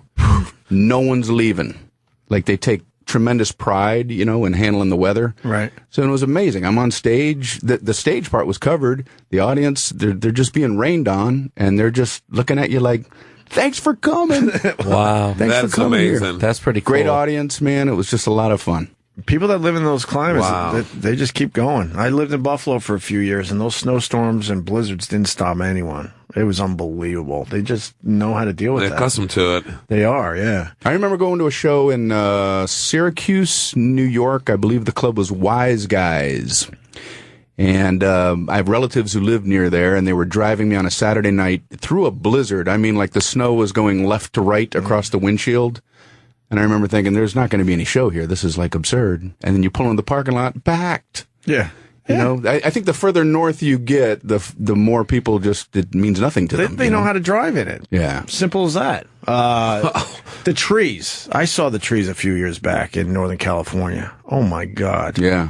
Unbelievable, right? Did you do the one where you drive through it? We didn't drive through it, but I saw There's a tree that you can drive through. Tree trunk? Through the trunk? These trees, they're wider than this room. The circumference is bigger than this room we're in. I had a rental car, and I was driving through that area, and I wanted to drive through the big tree, right? And I got halfway through, and it just kind of stopped, like I was stuck on a root or something, and there was nobody else around. Right. So you're jammed in there where your doors can't open, and I'm like, am I gonna die stuck in a tree? Like stuck in a car in a tree? You're gonna come just find a skeleton sitting behind a steering wheel in a car in a tree. Can I see it? A horrible way to go, or maybe it'd be a cool way to go. It's pretty cool. It is, because the cars barely fit. There it is. Yeah. There it is. Wow. Is that your car too, stuck? There's me. That's my skeleton face. Jim. Yeah, that's it. Hello, Jim. Hi, guys. Jim. Jiminy. Are you a little groggy? Yes, I am. Okay. How are you, man? Hi, Brian. Good to see you, buddy. You too. Yeah, I left against medical advice again. They've had enough of me at the Manhattan endoscopy. Why would you leave? Yeah, for what? Me to sit there? He got his throat, right? The throat. Yeah, an scope? endoscopy. Yeah, I was having a little bit of blood in the stool. Oh. But it's nothing. I had the colonoscopy and I had this, and I'm fine. Oh, man. Light acid reflux. Did you do the propofol? Yeah, but I panicked and I woke up like before they put me under. They put a fucking tube in your mouth, and I sat up. I'm like, I can't breathe. And I tried to talk, and he's like, just lay down. And that was fucking. And that was it. Yeah, they hated me. It is scary how quick they could kill a person. Yeah. I had that same procedure that Jimmy just had this morning, and they put that propofol in you, and they just basically go, have a nice sleep. And you hear sleep. I remember hearing sleep, and next thing you know, you're awake somewhere else, 30 minutes later. That is fucked up. I thought it would be a slow fade out. It went black immediately, instantly. Yeah, and they want you to have an escort to pick you up. Like, I just put Kenny's name, like someone to pick you up. I'm like, it's just, like they're like, we can't let you go. I'm like, I'm leaving. You can't stop me. So I'll sign your stuff and let me go. There you have it. Yeah, I'm a little loopy. Do you sound a little. You sound like you're having fun, though, man. I feel okay. Yeah, I don't mind being like this because it's for legitimate purpose. It'll wear off in a half hour. You sort of look like you were like rescued from the ocean. Like Why? you have like a big sweatshirt on. You look a little pale. It's nippy out there. Your eyes are puffy. It's like they just pulled him up in one of those baskets over the helicopter. Like shivering. Yeah, he was shivering. Just to get you up to speed, we were talking. Brian's got to go in a couple minutes, which sucks. But Brian was talking about the redwoods. Oh, that's cool. You drive through them. Yeah, you drive through the tree there, and you drive through. But Brian's car got stuck in the middle for a little while. Yeah, did you really? Yeah, not a long time, but just enough where I was like, why did I make this choice? I could have clearly driven around the tree, and I chose to drive through the tree. So I was stuck there for a short time, but just enough to get scared. The car ended up going through. It was like stuck on a root for like 2 minutes. Oh. Yeah, it's just a temporary scare. I like nature, but it just shows you how insignificant you are. Did you see some of these trees growing out of other trees? No, so the amazing. tree you see the current tree that obviously has been growing for, let's say, 200 years, and it's growing out of a tree that fell down somewhere 200 years before this tree even started growing. And that's what it's using for its fertilizer, basically. It's growing right out of the middle of it for the last couple hundred years. Wow. There was I think in Nevada, I could have this wrong, but there was somewhere where a tree was growing around a rifle that had been set up against the tree like in the 1800s or something like that. And then the tree just keeps growing, and then somebody was just going for a walk. There's a bike. It's similar to that. Yeah. Oh, but it was like a rifle, like an old Winchester rifle or something. I don't know if Winchester is a brand of a rifle, but I'm trying to sound like I'm a gun guy. I had a Winchester up there. Maybe that's a BB gun. I don't know. But Is that it right there? Did they finally just have to wreck it? Did someone have to take it all? I don't know what they did with it, but I saw the bike one. Is that real, or did they just kind of fucking nail that how bike? How did the bike thing happen? Because it's up in the air, so like the tree is growing up as well. Left it, yeah. Maybe they nailed it. Maybe it was on a hook or something. Yeah, I don't buy it. There's a pulley right above the picture. Somebody just pulled that up. There's the Winston. The rifle. Is that their gun? Oh wow, that's pretty cool. That's clearly a Winchester. I called it a Winston. What an idiot. Winchester. Like yes. a cigarette. Brian's a Winston. Somebody leaned a Winston up against a. Brian really has to go. He's doing a lot of press. Damn, he really has to go. All right. Can't thank you guys enough, man. When are you doing Radio City? Saturday night. Oh, it's awesome, dude. Saturday night, awesome. p.m. It's Appreciate live, it. Jimmy, on Comedy Central, too. Oh, that's It's great. the first time this has ever been done. That we're really excited for Brian Regan. Yes. Thank you. It's live from Radio City Music Hall Saturday at 9 p.m. on Comedy Central. That is awesome. Unbelievable. Thank you, guys. So I'll at least You'll be be great. watching from home at the very least if I don't Very make good. it over there. If you want to come out, let me know. We'll get you I know, squared away. Brian. You've always taken care of us over the years. I appreciate that. No problem. Are you nervous? No, I mean I'm always nervous for these things just because that's you want to be a little nervous for these shots, but not more so than any other thing I do. Yeah. It's going to kill it. Yeah, sure Who are will. we kidding? Yeah. Brian will destroy it. Radio City this Saturday. Just keep it clean. Why don't we why don't we take a quick break and then we'll continue with Jim Norton. Ooh. On Propofol, a little groggy. A little zooted. A little zooted. Look at his face. Those thoughts are up to something. Oh, and Kelly Carlin on the way. George's. Yeah, I was looking in their book George's in the room. I got 2 pages of questions. Lots of notes. She slept with a teen pop idol. Oh. At Farrah Fawcett's house. I nailed it already. I got And this guy nails Who do you it. think it was? I know already. I yelled the first name I You said. can say it again. Leith Garrett. He goes, was it Leith yeah, Garrett? that sounds right. And I'm like, yeah, it was Leith Garrett. We were going to try to save that for the people. Because it's in that same ball that, yeah. All right, we're babbling and Brian really has to go. Thank you, all Brian good. Regan. Thanks, guys. We will continue. We're back with Opie and Jim. Oh, yeah. And Jim Norton. Well, that would be part of the Opie and Jim, obviously, but I meant and Jim Norton because I wasn't here. He wasn't here. Yeah, I was they were running behind. At your doctor's office? Yes. I was not happy. Jimmy's a bit woozy still. He seems it. Lightly groggy, but I'm fine. You're getting there. Yeah, You're I'll already live. getting better. Yeah. Your boy's out 8 to 10 weeks or something like that. Yeah, Is it I 8 to heard. 10 for Tony yeah. Romo? Well, no more today, but I yes. didn't watch. Broken left clavicle. Ah, He landed pretty hard. fuck does that fucking hurt, huh? That has to be. Every time you sneeze, cough, turn your head, it all hurts. It's your collarbone? Yeah. Yeah, the left one there. Ouch. You try to lay down, you can't even lay down. And he's injured On any that sides. before. Oh, really? And he was out for the season the time he injured it previously. Yeah. So he's pretty much done. He's That's done for the good. season. Pretty much. He's Unless an That's older cool dude. in game 2. That's good. That's good. That's why I don't watch football. It just breaks your heart every time. Well, you gotta watch, Jimmy. you started We Cowboy watching, though. fans. You admitted you were starting to watch again. No, I was just happy for them. And Dez is going too. Dez Bryant's out for what, 8 to 10? I know, and then fucking no DeMarco Murray. I mean, we just stink. We tore his ass up though yesterday. DeMarco Murray running for Philly now. How'd he do? What do you mean? What do you mean? We? You're part of the team Cowboy. now. I love the Cowboys. I talk about it in we's. You're Yeah. a wee guy. I'm a wee guy. We all are. Who are we kidding? He had negative yards yesterday. They had only like 21 yards in the first half. So he didn't Some do well shit yesterday? No, Good. he did awful. And Negative. I like him, though, still. He's a good cowboy. and I think Romo's he's done though. Romo's your new friend too. You just met him at the train wreck premiere. He really was delightful. I couldn't. Was he? He couldn't have been nicer. And now he's out 8 to 10 weeks. Jason Garrett was nice. Oh, yeah, boy. that crazy redhead. But why do they always have to get hurt? Because it's football. By the way, fucking Narcos is the best show on TV. What? What happened? I can't stop watching it. I'm done with this. The guy's hurt. All right, Godspeed. Get well soon. See you in 2 months. I thought I had a left turn with Brian Regan. You just beat my left turn. Why is that the best show on TV? It's really well acted. Mm-hmm. It's about the Medellin cartel or Medellin, to say it like they do.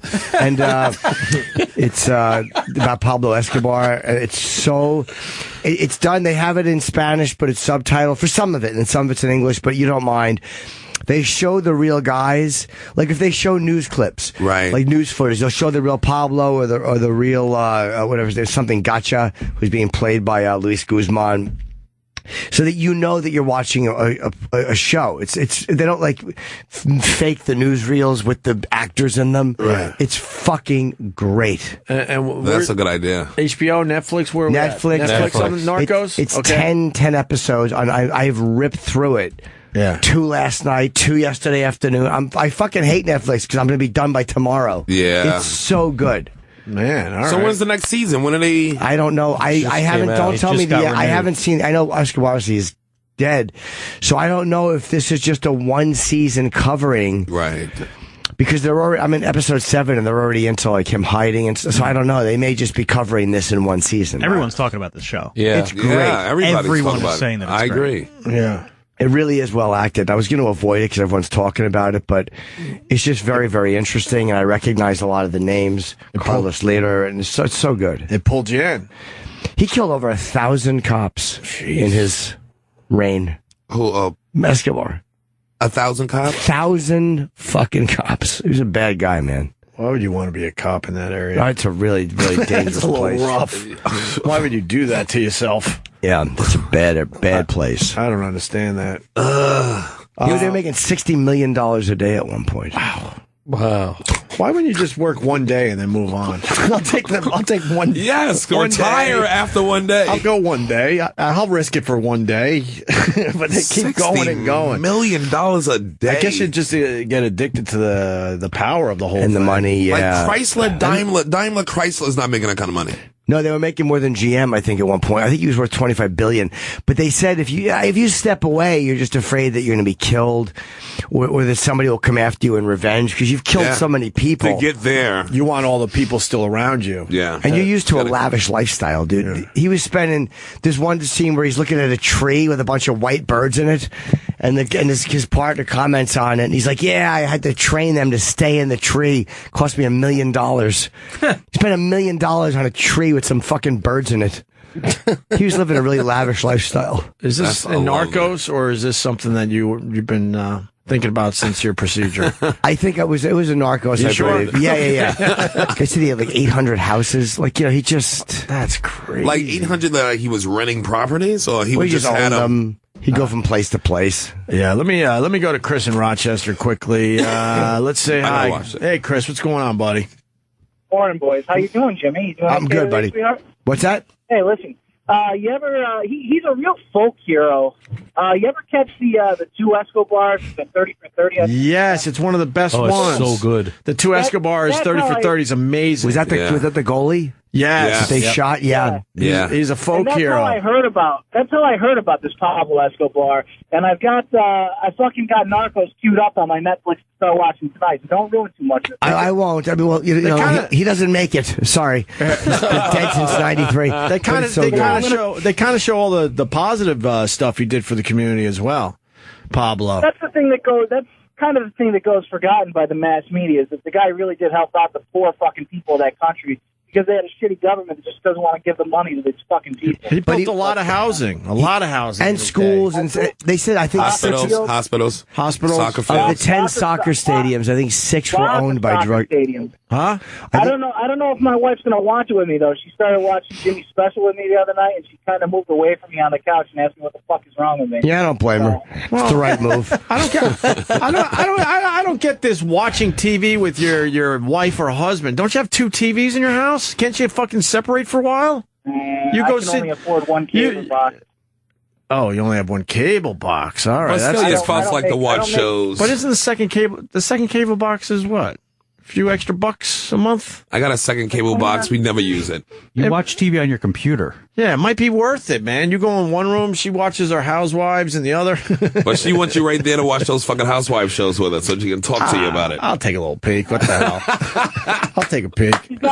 Watch this show. It's so good, dude. So good. Got me watching this fucking show called Once Upon a Time. I have no idea what the fuck it is. On ABC? But I got a blowjob out of it the other night, so it doesn't matter. You know? What? That's on ABC, I think. The show that people are trying to turn me on to, I don't even know the name of it, but it's the one with Bill Murray that won all the Emmys last night. Oh, yeah, Kittredge.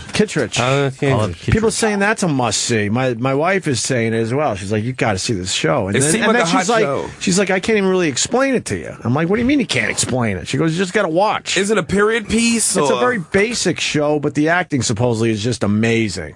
Well, Bill Murray won last night for it. A lot of people won Frances for it. McDormand won. Frances McDormand. She's a weirdo, huh? Yeah. She's a little strange. I'll still knock it down. Oh, I'd knock it down. Definitely.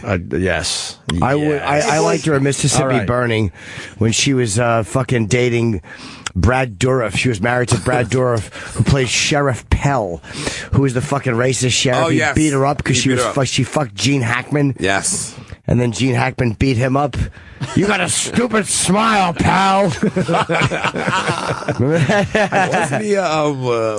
Was he a Mason or something, the husband? Or did they have a secret handshake and he tried to run? Or that's something else? No, he was like, they were Klan. They were Klan. Okay, that's what it was. Hey, speaking of the Emmys, we got to give it to Amy Schumer. Yeah, they got won one last Best night. Variety Show. And our pal Kurt Metzger got one as well. Yeah! Yes, for writing for the show, For right? writing for the show. Good for Kurt. Do we have that clip of Amy Schumer? Yes, we do. Race wars for life, nigga. Oh, right, Kurt, yeah. Yeah. Let's play this for the people out there. Really sweaty. Mm-hmm. Inside Amy Schumer.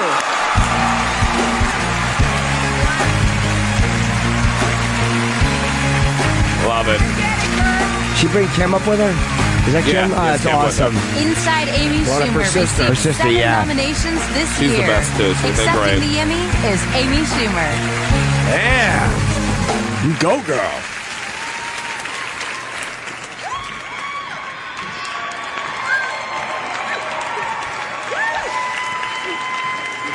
Here comes Kurt Metzger in the game. Yes. Man, we all had to get final draft once they picked up our show. We didn't own it.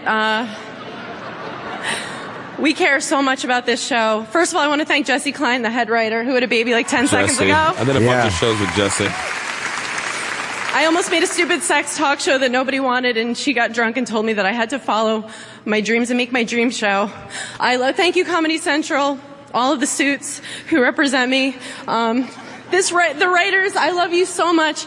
We've been together and we've got 2 more years, and I'm so proud. And this show fights for what we believe in. Please wrap up. I know I should have written something down. Thanks everybody who has helped me, and my the girl who gave me this sort of a smoky eye. I really love it, and I want to thank my family and Dan Powell. I love you so much, Dan.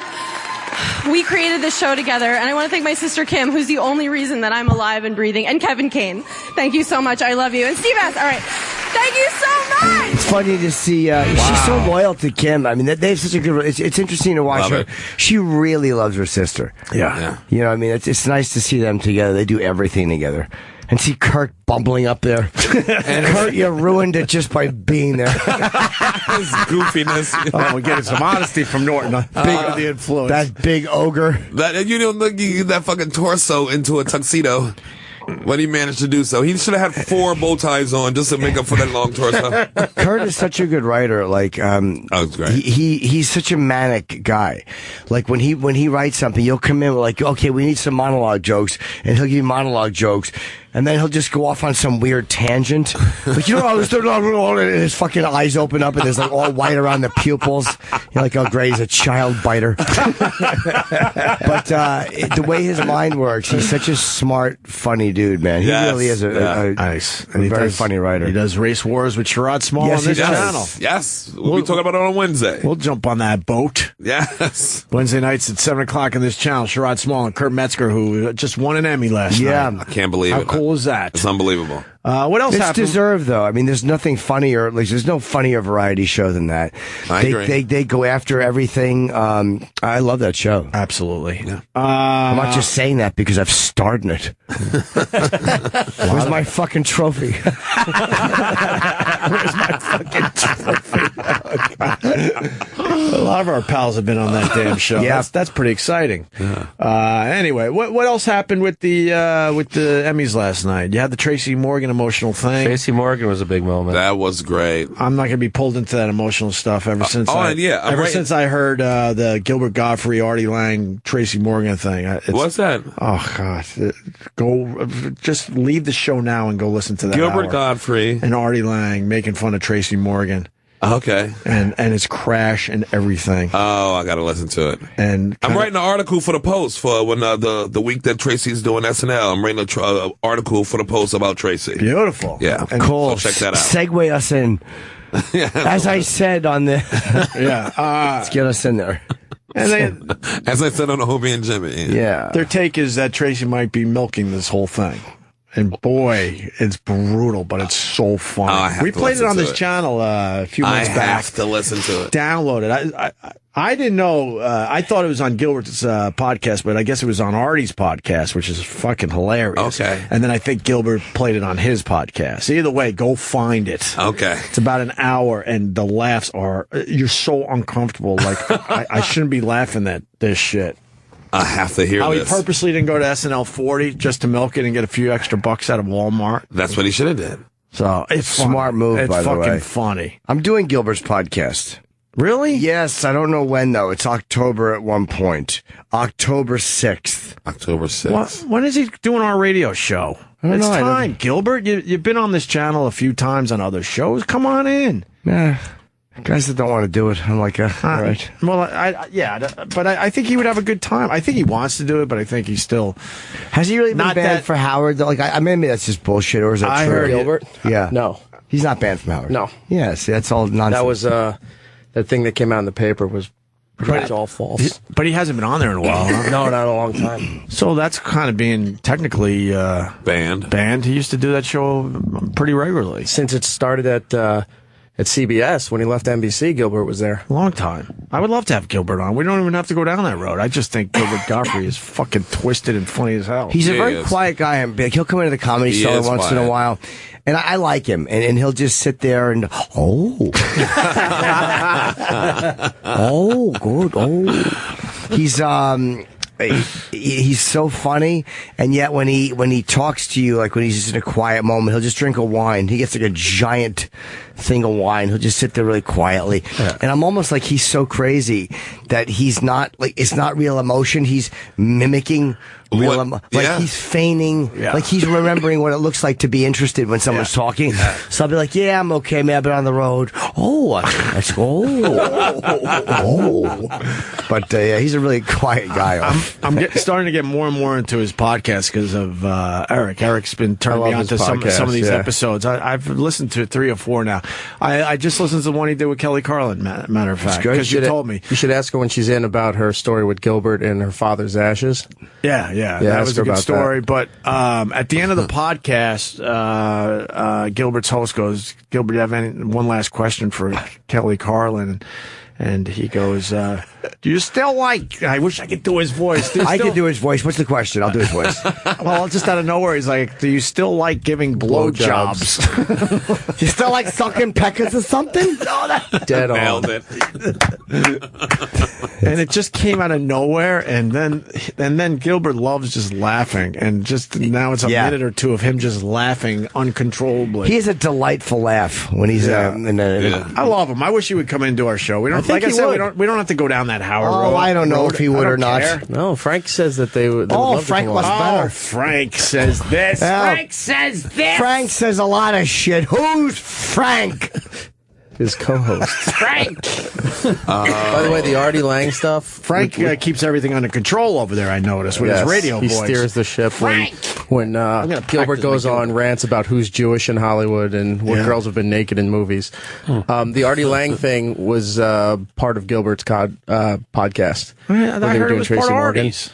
They may have done a portion of it over there. Supposedly it's on both podcasts, I guess. So, Rich Voss is checking in. I don't know why aren't you calling from the hotline there, Mr. Voss? Because I have the wrong hotline number. I got somebody's personal number. Oh, all right. I called in because I was just amazed. I want to know how Norton got to do Gilbert's podcast. Like, who do you got to call to do that? Who plugs it? Listen, shut up, stupid. Listen, what I want to know is why I'm calling, because I really have nothing. What are you doing? But here's the deal. I tried to call before when he was talking about that show on Netflix with Pablo. Narcos, yeah. Narcos on Netflix, yes. We watched the first 3 episodes, and I want to finish it, but does it pick up? Because it seems kind of slow in the beginning. Oh, I love it, dude. I think it's just really well acted. I don't know how you consider the rise of the Medellin cartel to be slow. How much stimulation do you need? Listen, I like it. I'm trying to fight with my wife. I think I'm going to finish it this weekend at the Arlington Cinema Draft House in Virginia when I'm there. Well, you might as well when the early show Saturday's canceled. Rich, let me just tell you about yesterday. Yesterday we were doing a fundraiser, for like cancer or whatever. So we had to do it early, and we get there, and there's maybe at 4:00, on Sunday during football. There might have been 20 people in this theater, and they were all sitting in the back.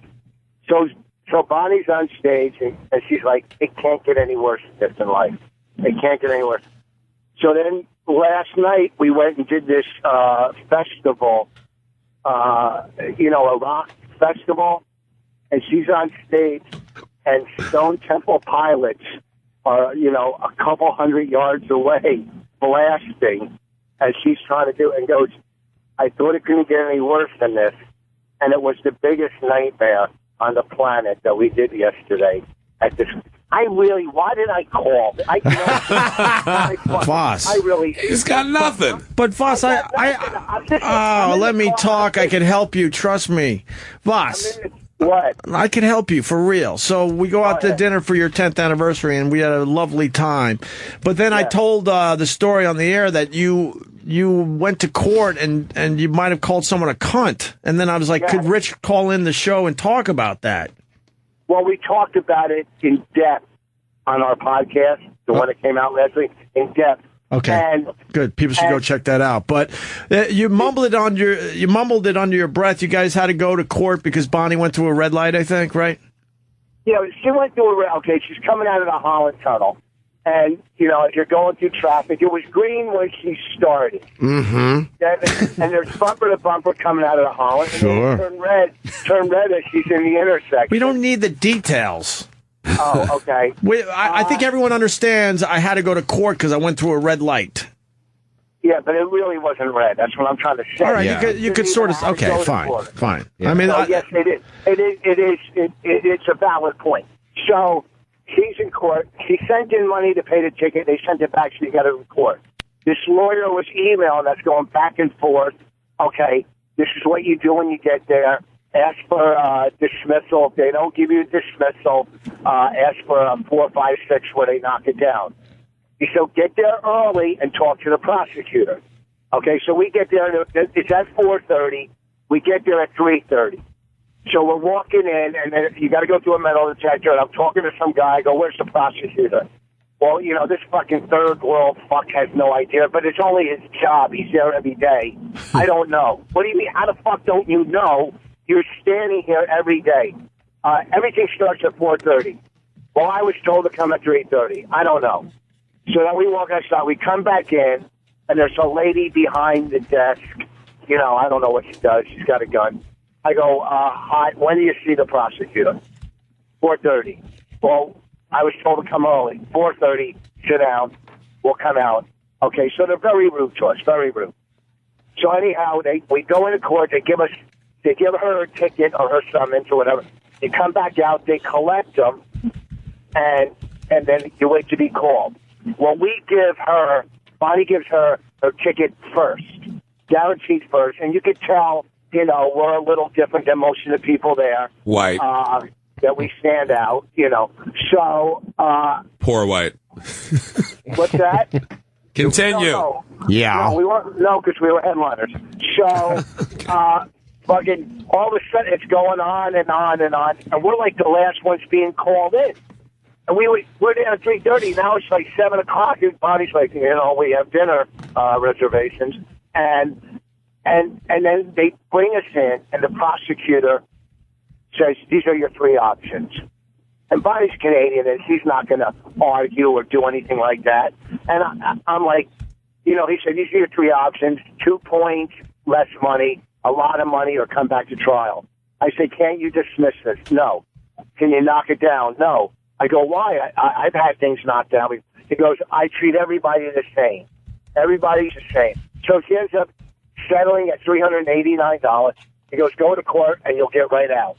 Now we're back in the courtroom, and all we hear is dismissal, dismissal, dismissal. Everybody's getting fucking dismissed but us. Right. Right? So as I'm sitting there, someone walked by. I might have said, I'm not going to say I did say it. I might have said, look at that cunt, or something. I might have under my breath. I don't remember. And if I did, who knows who I was talking about. So then we leave the courtroom. Now we're waiting another 10 minutes. They bring out the paper. And some guy gives us the paper. And I said, thank you. At least somebody here is nice.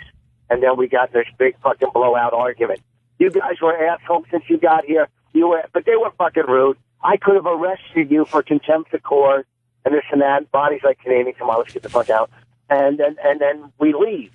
But we were treated like, you know, like Bonnie says I come off aggressive. Yeah. That's all. A little bit. Let me ask you, Rich, were those dismissals, did those people have attorneys with them? No. Okay. No. And I heard, I mean, it was more dismissal. It was like dismissal. You know, one person got 3 or 4. You know, so in my opinion, I think the lady cop went into the prosecutor and said, look, these two are fucking assholes. They took our paper, pushed it to the bottom. You know what I mean? Yeah. So, all I know is we paid the fine. And I don't even know if I said that word. You know, I could have, I couldn't have, and I don't know who I was talking about. You know, but it was under my breath if I did say it. Stop talking in legalese. I don't like when Rich tries to be legally savvy. Well, technically, I could have said it, but I'm not. You're not under oath. Yeah. Senator, my client deserves an apology, Senator. Well, see, thank you all, because this call turned out to be pretty good. Yeah. I mean, I don't know. I mean, I'm just driving to play golf. I'm going to play golf. All right, I'm Rich. coming to Wednesday. I'll be funny Wednesday. All right. We'll see you Wednesday, Rich Voss. Have a good round of golf. Fuck, I hate myself. Oh, come on. No more than we hate you. Killed my propofol buzz, man. We have Kelly Carlin here. Voss is gone. We'll see him Wednesday, I guess. He's stopping in to say hi. Where's Kelly? Right outside. She's here. I'm not sure exactly where. You want her now? You want? My eyes are getting bad. I was in the room waiting. I was looking at the book and I couldn't read. I need fucking reading glasses. I need glasses. It's getting that time. It stinks. I've been thinking about it. Down, bring her man. down or take a break. Oh, bring her down. Okay. I've been thinking about some glasses, some reading glasses. I'm 47. I look young, thanks. But it's one of those things where your body is just not built. Right. I told you I had one of my doctors told me because I was complaining, and he said the body's not designed to live past 40 years or so. That's why you break down. It's all science and medicine that keeps us going for 80 to 90. 80 or not. Well, but whatever it is, he's like, your body is not supposed to do that. It's like, you know, it's like a luxury problem to need reading glasses because you should be dead. I'm just adding that part. He didn't say that. Jesus Christ, Jimmy. But I mean, it's good though. Should we take a quick break? Because I don't see her. Oh, we just took one at 8:30. I like to just go long form. You know me. I know you do. I'm the propofol kid. They don't even know where she is. Quick, a real quick break. I could do a live read. We can fucking regroup, and then we can relax with Kelly Carlin. I really enjoyed your Harry Hater video yesterday. No, you didn't. Yes, I did. It's getting there. I enjoy it because everybody hates it so much.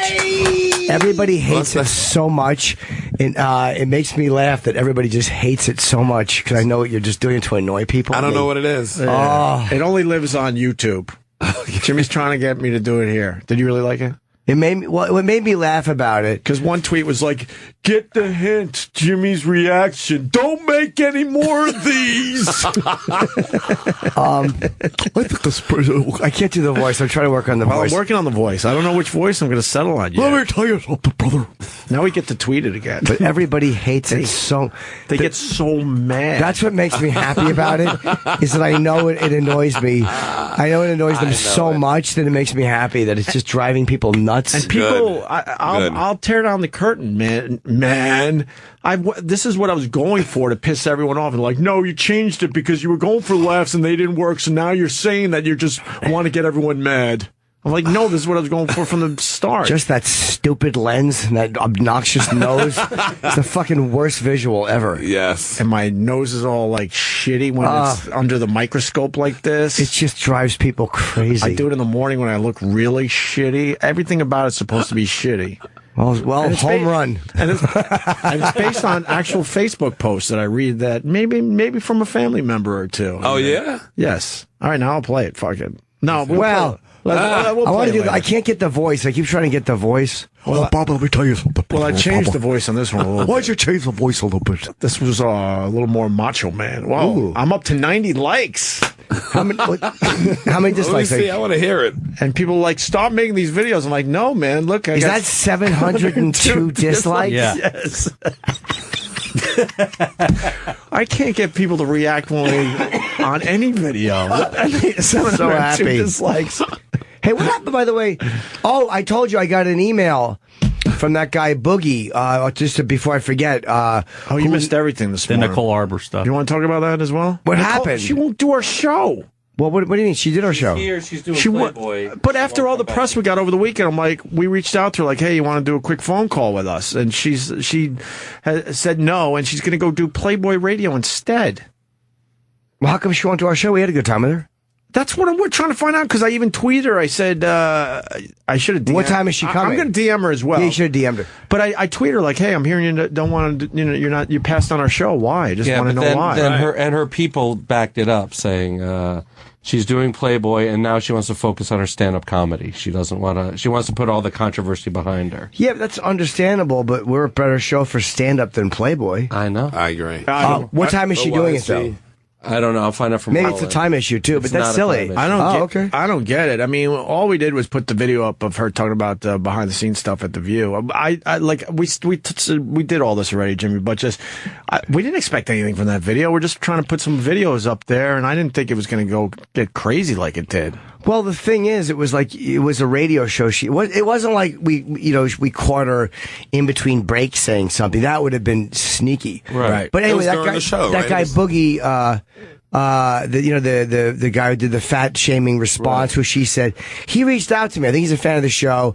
He seemed very nice, and he emailed me, so I emailed him back, and I emailed Justin, I guess. I said, let's get him on, because he wants to come on and talk. So let's get him on right after Kelly Carlin. I would love to hear what he has to say. I don't know if he, or tomorrow. I didn't give him a specific date, but... Because then she was supposed to tweet a text message from him. It's getting... I emailed everybody that Boogie had emailed, because I was going to... Maybe I'll just ask him, because I want to put these Chip cartoons on YouTube.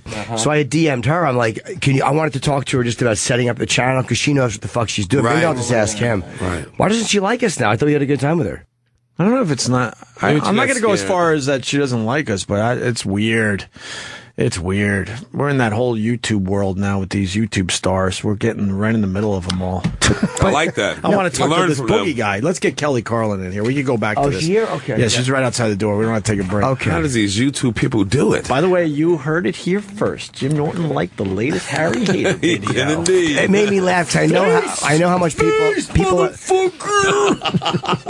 hate it so much, and it just makes me happy that it's annoying them. Hi, Kelly. Hi, Hey, Kelly. Good morning, everyone. I'm so happy you're back. How are you? I'm thrilled to be back. How are you? I did not read the book because we got it late. I'm going to say that, but I was able to get some of the. I got some of the excerpts. I got it Saturday afternoon in my apartment. But I'm very excited to actually read the whole thing. I'm very excited for you to read it. Yes, I don't even know where to begin. I tweeted that I was listening to FMAM just to get ready. I know. For this. I saw that. I retweeted that last night because I love listening to your dad's stuff. Well, that's a great album too, because you really see this historical moment happen for him. But do you really see it? Because even like the AM side, basically, if you don't know, FM AM basically shows you like the squeaky clean George, and then he's now going to go for it and really start using his real voice. Yeah. But both sides of the album, I feel, are a bit edgy. He was always edgy, even when he was clean. Right. But he wasn't fully free. Right. You know, the FM side was free, definitely. And I was reminded that your dad was actually an influence on me. Now, hear me out, because I'm not a stand-up comic by any means, obviously. You know, a lot of these comics, they mention your father as being the guy. It's either your father or Richard Pryor, usually. But he influenced me in a different way because he made radio sound so exciting to me. Yeah. No, he did. That is true, yeah. But he also started pointing out how ridiculous radio was. And as a young kid, I remember that getting in my head going, wait, there might be a better way to do this. And then I learned that Sam Kinison, I just got to tell you this and then we can move on.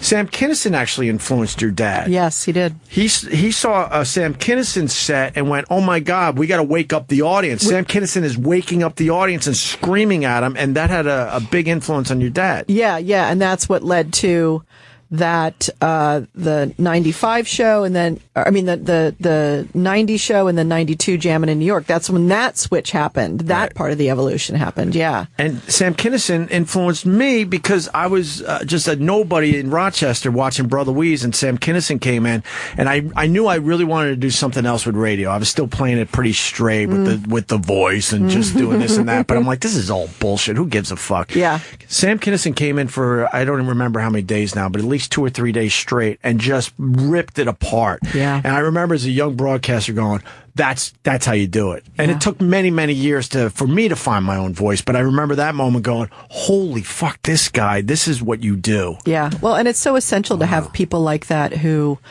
suddenly now there's like a North Star to head towards, you know, it's like, oh, I don't know how to do it yet. Right. And I don't know what exactly it's going to look like, but that's pulling me towards something. Yeah. That's so essential. Kinison influenced me too, but he just made me want to fuck sisters.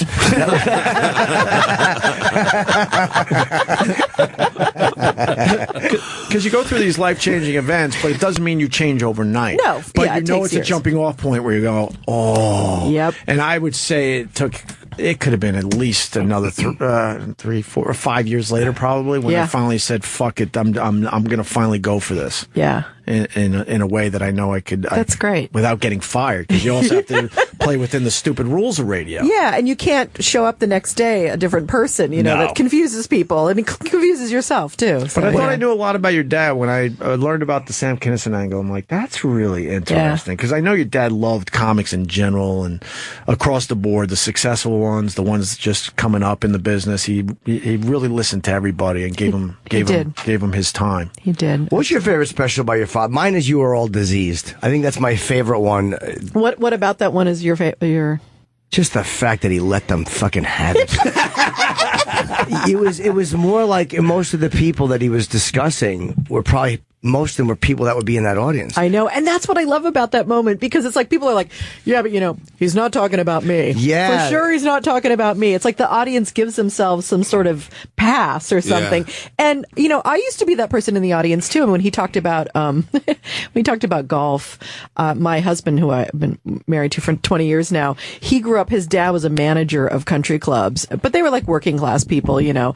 And so I'd explain to my dad that there's things called public golf courses where regular people get to go out and it's not all a bunch of country club assholes, you know? And my dad's like, okay, you get dispensation. You can go on a golf course. But there were times in the audience where I'd think, oh, he's thinking of me. I know he's thinking of me for sure now. Did he die? Yes. A bit of a...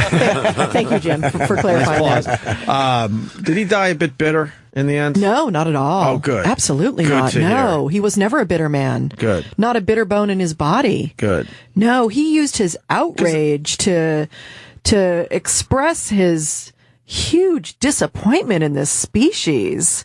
He wasn't bitter about it. But disappointed? Disappointed for sure. Yeah. Because one other thing about FMAM, I wrote some notes here. The album holds up amazingly well.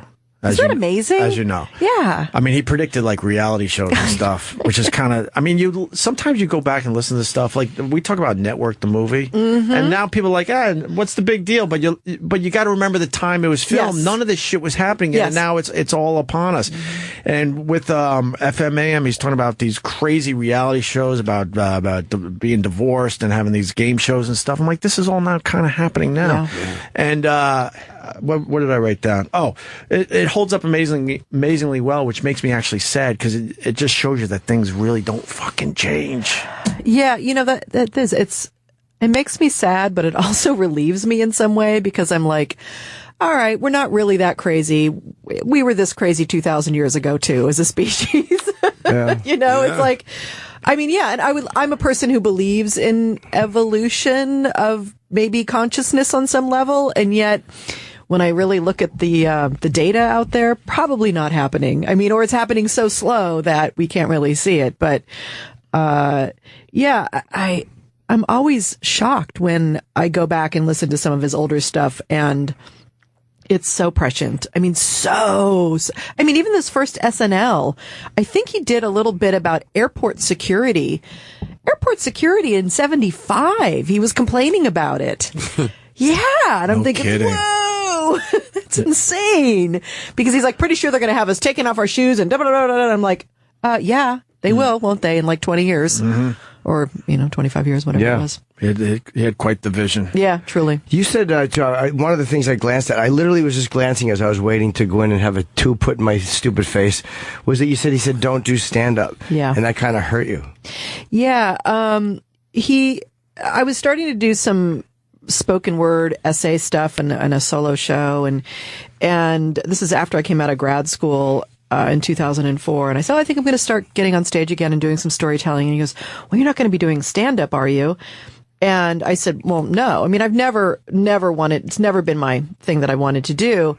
But a part of me was like, I guess I don't know if it's a daughter thing or just how we take things, but it was like, well, does that mean he doesn't think I could do it? It's that part of it, and then I'm like, no, Kelly, you make him laugh all the time and you do character voices and we have fun and we laugh together and we make each other laugh. And really, he was talking about what a cruel world it is, the stand-up world, enduring too. I mean, it's a fucking grind. He'd been on the road for 40 years. He knows what a grind the road is. Did you ask him what he meant by it? No, were you nervous to ask him? Yeah, I was always nervous about that kind of stuff, asking him that stuff. I mean, that's kind of part of what the book is about, too, is how, here was my dad, this amazing truth teller in the world, the truth teller in some ways. And our family just had a hard time talking about the real stuff to each other.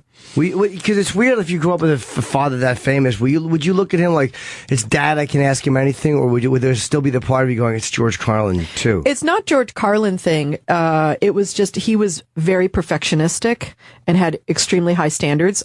As we know in his comedy, we can see it. He was such a perfectionist. And so he always had a critical eye towards the world. And I think I was always worried that he was putting that critical eye on me. But it was probably my own projection of that voice in my head. Yeah. But I was, afraid of him being disappointed with me. And that was my biggest terror always. What I find fascinating, obviously a dysfunctional upbringing. I mean, come on. I mean, your dad with the drugs and the alcohol. Yeah, my mom was an alcoholic. And it was the times too, crazy times. And you're obviously well adjusted. We've seen you. I made it through. No, we've seen you enough to know that you've carved out your own life and your own thing, and you're highly intelligent. What do you contribute that to? You think it's because in the end there was just love in the household? Yeah, I think that's the bottom line, is that no matter what, I knew I was loved. There was that foundation. Good genetics. I think I come from good survivor genetics. And I was lucky. I was open to getting myself some help, a lot of therapy, a little 12-step, not a lot of 12-step, but a spiritual practice, a curiosity about myself, always wanting to evolve myself. And at some point, too, I mean, 25 years ago, I was agoraphobic. I was stuck inside my house, terrified to leave. For how long? For a good 10 years. It was 10 years? Yeah. Wow. Yeah, my 20s, I did a lot of cocaine, became agoraphobic, got out of my house. I mean, I was functioning-ish, but in a panic all the time, like checking my pulse all the time. I mean, like insane. If anyone out there is agoraphobic or has anxiety disorders, you know what I mean. Just a daily insanity going on. And, I got out of that marriage. That helped. Found a great new man in my life who really grounded me, and really had to do a lot of work on myself, and really had to be determined to question the insane voices in my head daily. You know, they call it reality testing. And it's like, no, Kelly, you're not having a heart attack. You've been thinking you're having a heart attack for 10 years. You're not having one. Of course, the day I'm going to have one, I'm going to be totally fine. Yeah. See, I told you. You'll be all cocky about it. Exactly. I'll be like, see, I don't. Yeah. But yeah, just, So you wouldn't leave your house just a little bit, but how long would you go without leaving? Well, when we were doing a lot of cocaine, that would be quite a while. But I could drive to my therapist, I could drive to my parents' house, and I could drive to the market. But when I would go to the supermarket, I would do insane things like find someone who I thought looked like a doctor or a nurse, whatever that looks like. And then I would follow them around the market so that if I did pass out or have a heart attack, I felt like I was with someone who would know how to take care of me. Whoa, you were crazy. Serious. That's nuts. serious business. You were nuts. Yeah, that was crazy. Yeah, you're just following some Indian guy around the entire day. Please, lady, I do not want you to follow me. Exactly. You realize a fucking Dunkin' Donuts employee can't help you. And it was mostly the cocaine that fueled that, I would assume. Yes, although I believe, looking back on it, I see in my teenage years that I had some anxiety stuff, but it wasn't that bad. I didn't have full-blown panic attacks until my early 20s. And my first full-blown panic attack happened, I did a sitcom pilot with my dad called Apartment 2C. It's a great little clip. I play it in my solo show. I put the transcript in the book. But we were driving on the way to rehearsal, my first husband and I had a panic attack, and I didn't know. The first time you ever have one, you don't know what they are. You really do believe you're dying. I mean, it's like God himself could come down and say, you're having a panic attack, and you'd be like, fuck you, I'm dying.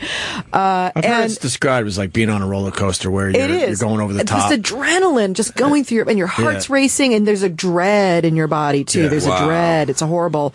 And so I had a panic attack about that. And so from that, I got performance anxiety also around performing. So that didn't help either. But how did the rehearsal go? The rehearsal, everything went fine. Okay. Pat McCormick. Do you guys remember Pat McCormick? Of course. Big Enos. Big Enos, yeah. Fucking amazing human being. One of my dad's favorite people and friends. I remember being backstage and being in a panic. He's like, just use it. Just use it. And when you're a beginning actor, you have no idea what that means. Just use it. What does that mean? But all I remember was looking, he was a very tall man, looking up his nose, and he had 2 rings of perfect cocaine right in his nose. Oh, God. Smoke rings? He was doing a lot of the cocaine back then. He was he was a blessed human being, though. Love Pat McCormick. But I just remember looking up going, this is not helping. This is not helping. This is not helping. Yeah, that was a fun pilot. We had Bobcat Goldthwait was on that, and a bunch of fun people. Didn't go anywhere. Do you remember when you finally realized that your dad was famous? And how old were you? Yeah, my mom told me this story about being a little kid, and I was finally old enough to I guess, understand TV somewhat. And my dad was on TV, and this is like the old black and white TV days. Dad's clean cut, and who knows what he was on. And Mom was all excited. I was maybe 2.5 or something, 3, plopped me down in front of the TV. And the announcer says, and here's George Carlin. And my dad comes walking out. And those old TVs. And my dad's probably about 3 inches tall. I started crying. Where's my daddy? I don't understand. Because I'm hearing his voice come out of this box.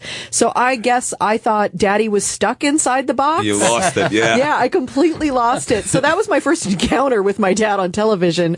But when I think it really hit me when I went on the road, I'd see him at concerts and stuff, but when we went on the road in 1972, and 72, yeah, and I write, it's a whole chapter on it in the book about, we go to, first we go to Kent State, then we go to Summerfest in Milwaukee, where my dad got arrested, and then we end at Carnegie Hall.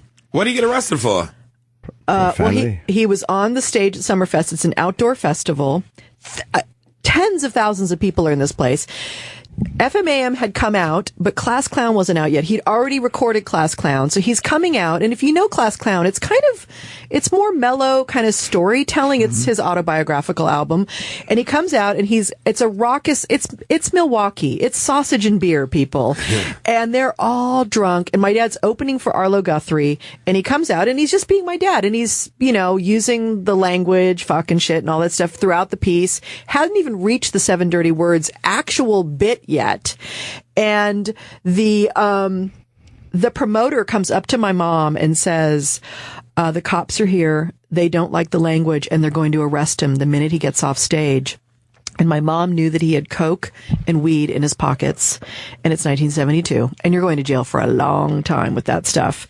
And so she grabbed some water and she walked out on stage and she whispered in my dad's ear, the cops are here, exit stage left. We all ran. He did his bit. And of course, he hears that the cops are there and they're going to arrest him.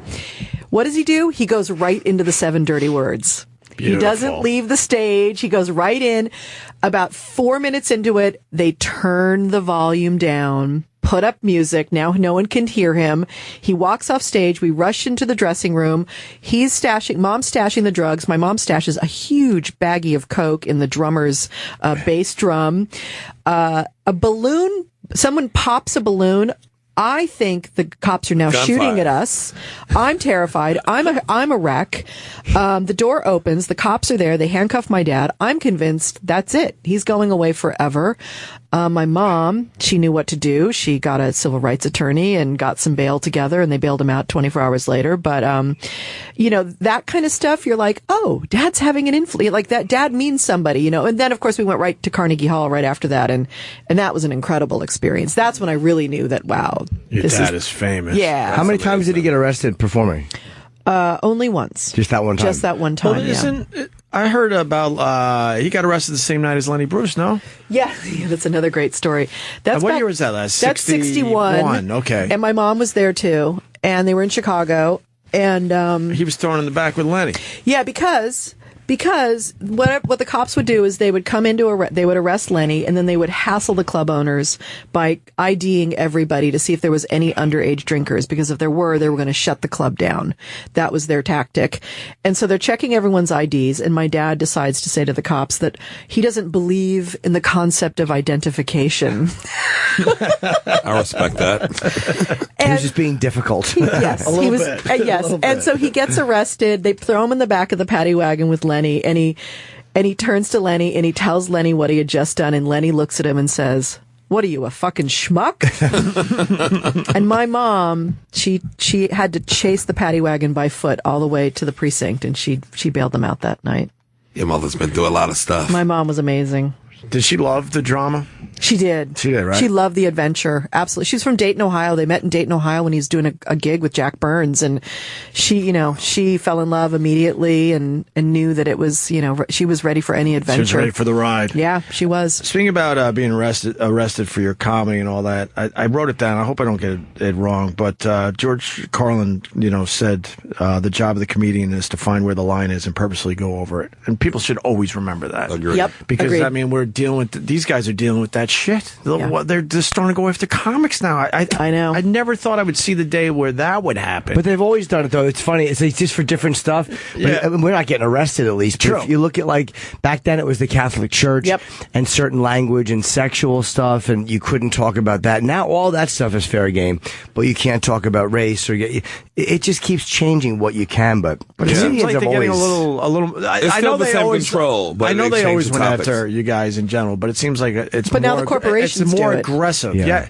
Yeah, they're sneaky about it. Or it's the corporations, or it's the PC police. The big talk about colleges and stuff like that. But taking it back to radio really fast, because it's important to this discussion. There was a time you got on the radio. Now I'm doing edgy radio. Okay, you had to just pay attention to the FCC rules. Here they are. It was a gray area, but you sort of got it. Yeah. And then all of a sudden, somewhere in the 90s, it turned where the radio stations weren't getting you in trouble anymore. Mm-hmm. It was the corporations putting the pressure pressure on the radio stations. Right. Because you're sitting there like, look, officially we didn't do anything fucking wrong. We're following the rules. Yeah. But it was the corporations. But our listeners, because it's all about the buck. It's all about money, But our listeners are complaining, and our listeners, advertising, because, I mean, if we... Bunch of pussies, by the way. It needs to be said every time. The management at these radio stations are just a bunch of pussies. Yeah, but, we have to remember that radio and including television... this place there, Sherrod, yes. I believe it. Radio and television were invented not for the content. They were invented for advertising. Right. The content was there just to keep the listeners involved for the next commercial. The mobile comedy hour. Yes, it was all like that. I mean, my dad's very first network special in like 1971 was Monsanto Presents the George Carlin Hour. I have the script. It's like, Monsanto? Oh my God. It's so... Yeah. The advertisers are annoying and they're enraged. Although without them, there wouldn't really be any entertainment on TV. Right, exactly. They're the ones that pay all the bills. So Yes. it's like it's a fine line between, I get why they have interests, and now people are just panicking and being... And the great thing is now is we have so many outlets that it really is now listener to person, or watcher to person. It's like we have this direct conduit, which is good and bad because you're not making the big bucks anymore, but at least you have no controls. We're talking to Kelly Carlin, a Carlin home companion growing up with George. I can't wait to read the whole book. Like I said, I got a little taste of it here and there. Did he actually tell you that the sun exploded when you were 7 years old? Yes, he did. That kind of explains your upbringing. Pretty much. In a nutshell? That's the cocaine years for Dad. He That's came what in I one call day it. and said, I think the story goes, the sun just exploded. We have 7 minutes to live or something. He did, yeah. Was it 7 minutes? It was about 7 minutes, yeah. And how old were you? That was 73, 74, around. So I was 10-ish. That's crazy. Did he really think that? Mm-hmm. He'd been up for way too many days doing coke, and we just gotten back from Hawaii, and L.A. smoggy, horrible day, sun. It's very different than Hawaii sun, and he was a little paranoid and had been up for way too many days, and he was worried. He was worried enough to wake my mother and myself up. That's how worried he was, and he was worried enough that he ended up calling a friend.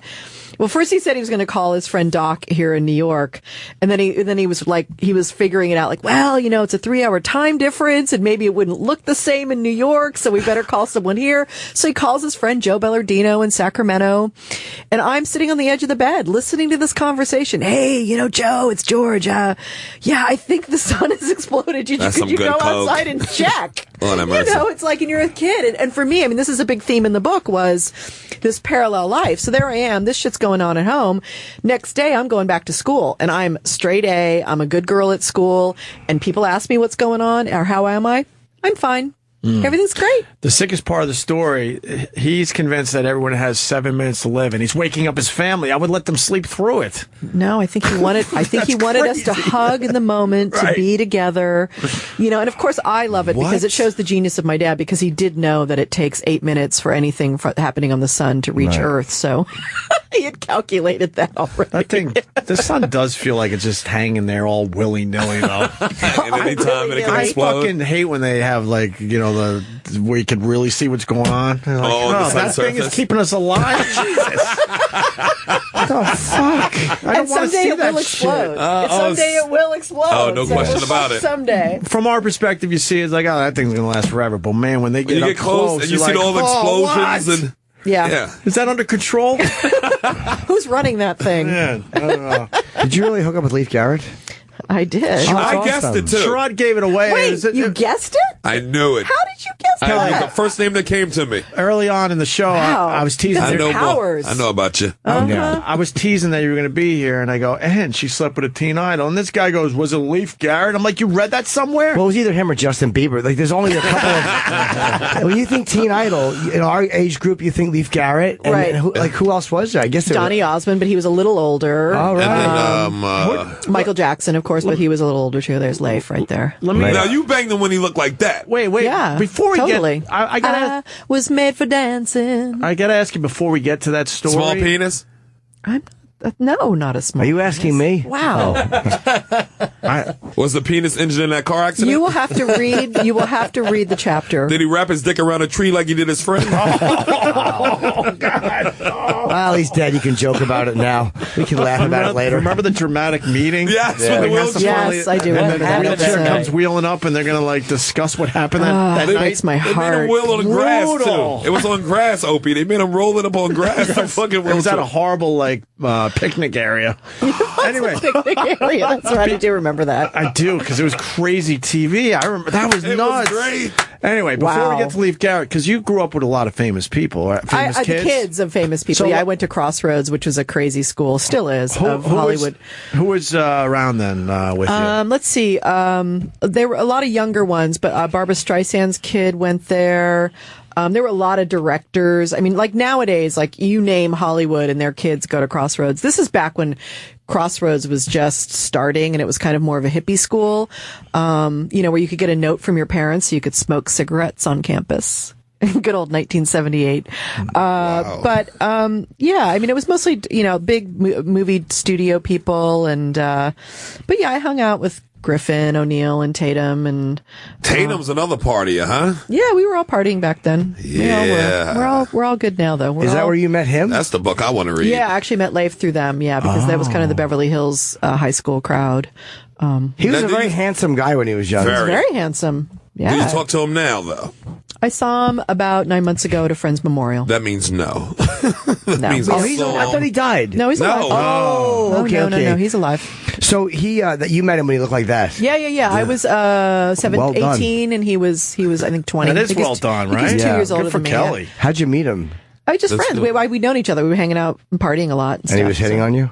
We I'll have to read the book. I'm not going to say. Oh, it's in the book, huh? Oh yeah, I have 2 chapters, one called Sex and Drugs, and the third chapter is called Rock and Roll, and he's in the rock and roll chapter. Can I at least add this tidbit?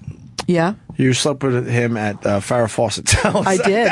What? I did. That's hot. All How right. do you even get into Farrah Fawcett's house? Because I was hanging out with Griffin O'Neill and Ryan and Farrah lived that's together. right. It's a So great. we were- it really is a great story in It's the book. it's a great story. Yeah. That's a much better story than I have. Me and Rich Voss jerked off in front of a girl, and then while I tried to come, he was gagging because he smelled cat shit in the bathroom. That's my story. She bangs Leif Garrett in Farrah's house, and I'm trying to come, and I hear. Well, he's in the bathroom. It's always about him, isn't it? Oh, it's the You would worst. think you would like keep that quiet. Couldn't help it. It just came Oh, out. that's great. That's great. Farrah Fawcett. Yeah. Yeah. It's a How really was good she? story. Yeah. Was she I didn't meet her. They weren't there. No, that's the point. We were partying in the house. They weren't. Okay. Their parents weren't home. Right. Yeah. It was a fun night. It was crazy. Your kid started young, too. Oh yeah, I started stealing roaches from my dad when I was 14. See? What kind of a drunk was he? Was he like My dad wasn't a drunk. I mean, or when he was fucked up, was he pleasant or was he nasty or was he? My mom was the nasty alcoholic, which broke our hearts because she was such an incredible human being. And my dad was on cocaine, on weed. He was very mellow, right? But on cocaine, he was either organizing everything or he had rage issues. And he was an angry young man, growing up, and so the cocaine kind of fed into that, and his rage would get ignited a lot. Did his OCD get so bad that he was organizing nuts and bolts? Yeah. Is that really true? No, it really is true. I would come out in the middle of the night, and I mean, I'll never forget this day. George Carlin. Can you imagine middle of the night is organizing nuts and bolts? He had this like little cabinet with these little plastic drawers, and he had all the stuff: paper clips, rubber bands, bolts, nuts. I mean, anything you could imagine, little enough. And he's sorting them by size and color, organizing them into these drawers. I mean, this was his mind, which paid off when it came to his work, because he wrote everything down and saved everything, and then had this amazing mind that could, collate, organize it and put it together and collate it and really like keep everything. He was just such a, but with a lot of drugs and cocaine or speed or whatever, they were all taking pills and everything back then too. But it was kind of fun for me because he'd be up in the middle of the night and I'd wake up and my mom would be asleep, and which would be good because they'd probably been arguing. And there was a few years where it got really dark, and And I would go out there. My dad would be like, listening to music in the living room, and he'd have his headsets on. And I remember one night I came out and he had Cal, come here. And he puts these headsets on, and it's Tubular Bells. Whoa. And it's like, I'm like 10 What's years Tubular old. Bells? It's the music from The Exorcist. Oh, yeah. It's like, dong, dong, it's really just space and nothing. And in 73 or whenever it was, there was nothing like this music. It was so unique. And, it's just like, he always blew my mind with music. He always was introducing me to music. We had a great relationship around music. Who did he like, music-wise? He really loved folk artists. I mean, he loved jazz. He grew up here in the city. He grew up in the 40s and the 50s. So he was in Irish Harlem, right next to Black and Spanish Harlem. So their music really influenced him. So jazz was really important to him. Doo-wop was huge for him. Boogie Woogie was huge. They were singing that on the streets up there. Yeah. I mean, in the hallways. Yeah. We still do. And he was, he was very influenced by the Black culture. I mean, he talks about it on his albums, And then he was in Car Wash, for Christ's sake. Right, exactly. But he also loved folk music, harmonies. Made him cry, tear up. But did he ever get into the rock? Yeah, a little bit. When they started there was plugging in? the Stones and Beatles, obviously, and Cream and Creedence he loved, and Van Morrison, and Paul Simon. I mean, I can't hear the song Kodachrome without hearing my dad singing the harmonies to that chorus. Was never into hard rock. Like, I didn't know about I got all my music stuff from my dad early on. And he was never into Led Zeppelin and people like that. I kind of missed Led Zeppelin until I was like 17. I'm like, where these people been? Oh, and they're like, no, where have you been? I loved Zeppelin. Oh my God. I'm a huge fan now, So. Did you ever hear Stairway to Heaven? You know what? I've heard about it. Yeah. But I've bit of a sleeper. It's radio. Give Jim. Well, Jimmy is going to know this immediately, but the Exorcist theme, Tubular Bells. Shopping, videos, music. I don't like that version. Wait a minute. There you go. That's a remix. Yeah, that's what I thought. But they had a whole album. They had like a whole album. Yeah, it's really good. Yeah. But a whole album over and over with like all this kind of nice and crazy, dreamy, early trance kind of music. I guess I don't even know. The last time we saw you did the changing of the name up there in the sign Loring up Heights. in the neighborhood. Right. Yeah. That was a fun day. And the church. Oh wait, I was here that day. Were you here? I think I was here that day. Colin was very funny when he spoke. Yes. Colin spoke there. It was really hilarious. Yeah, he was great. Story goes they want to change the name of the street to George Carlin Way. It was George Carlin And Way. then the school that he went to up the block, the church was church. like, they wouldn't like... Yeah, they wouldn't let him put it on the actual block because they didn't want little kids looking up and seeing his name. And then finding out, I know this is the stuff that just drives me fucking crazy. I'm a parent now, so I got a voice in this shit. I would love to say to my kid, "We're on George Carlin Way, and let me explain to you why this is so great." Yeah, not if George Carlin had told everyone exactly what you were. Like that's the church's problem. Carlin was the one who went out and told everybody like what nonsense it was, and like as a comedian, there weren't many guys doing that. So it's almost like they didn't want to have him Googled. And then go, oh, these are the assholes we're listening to? You know what I mean? He did a better job of dissecting than anyone.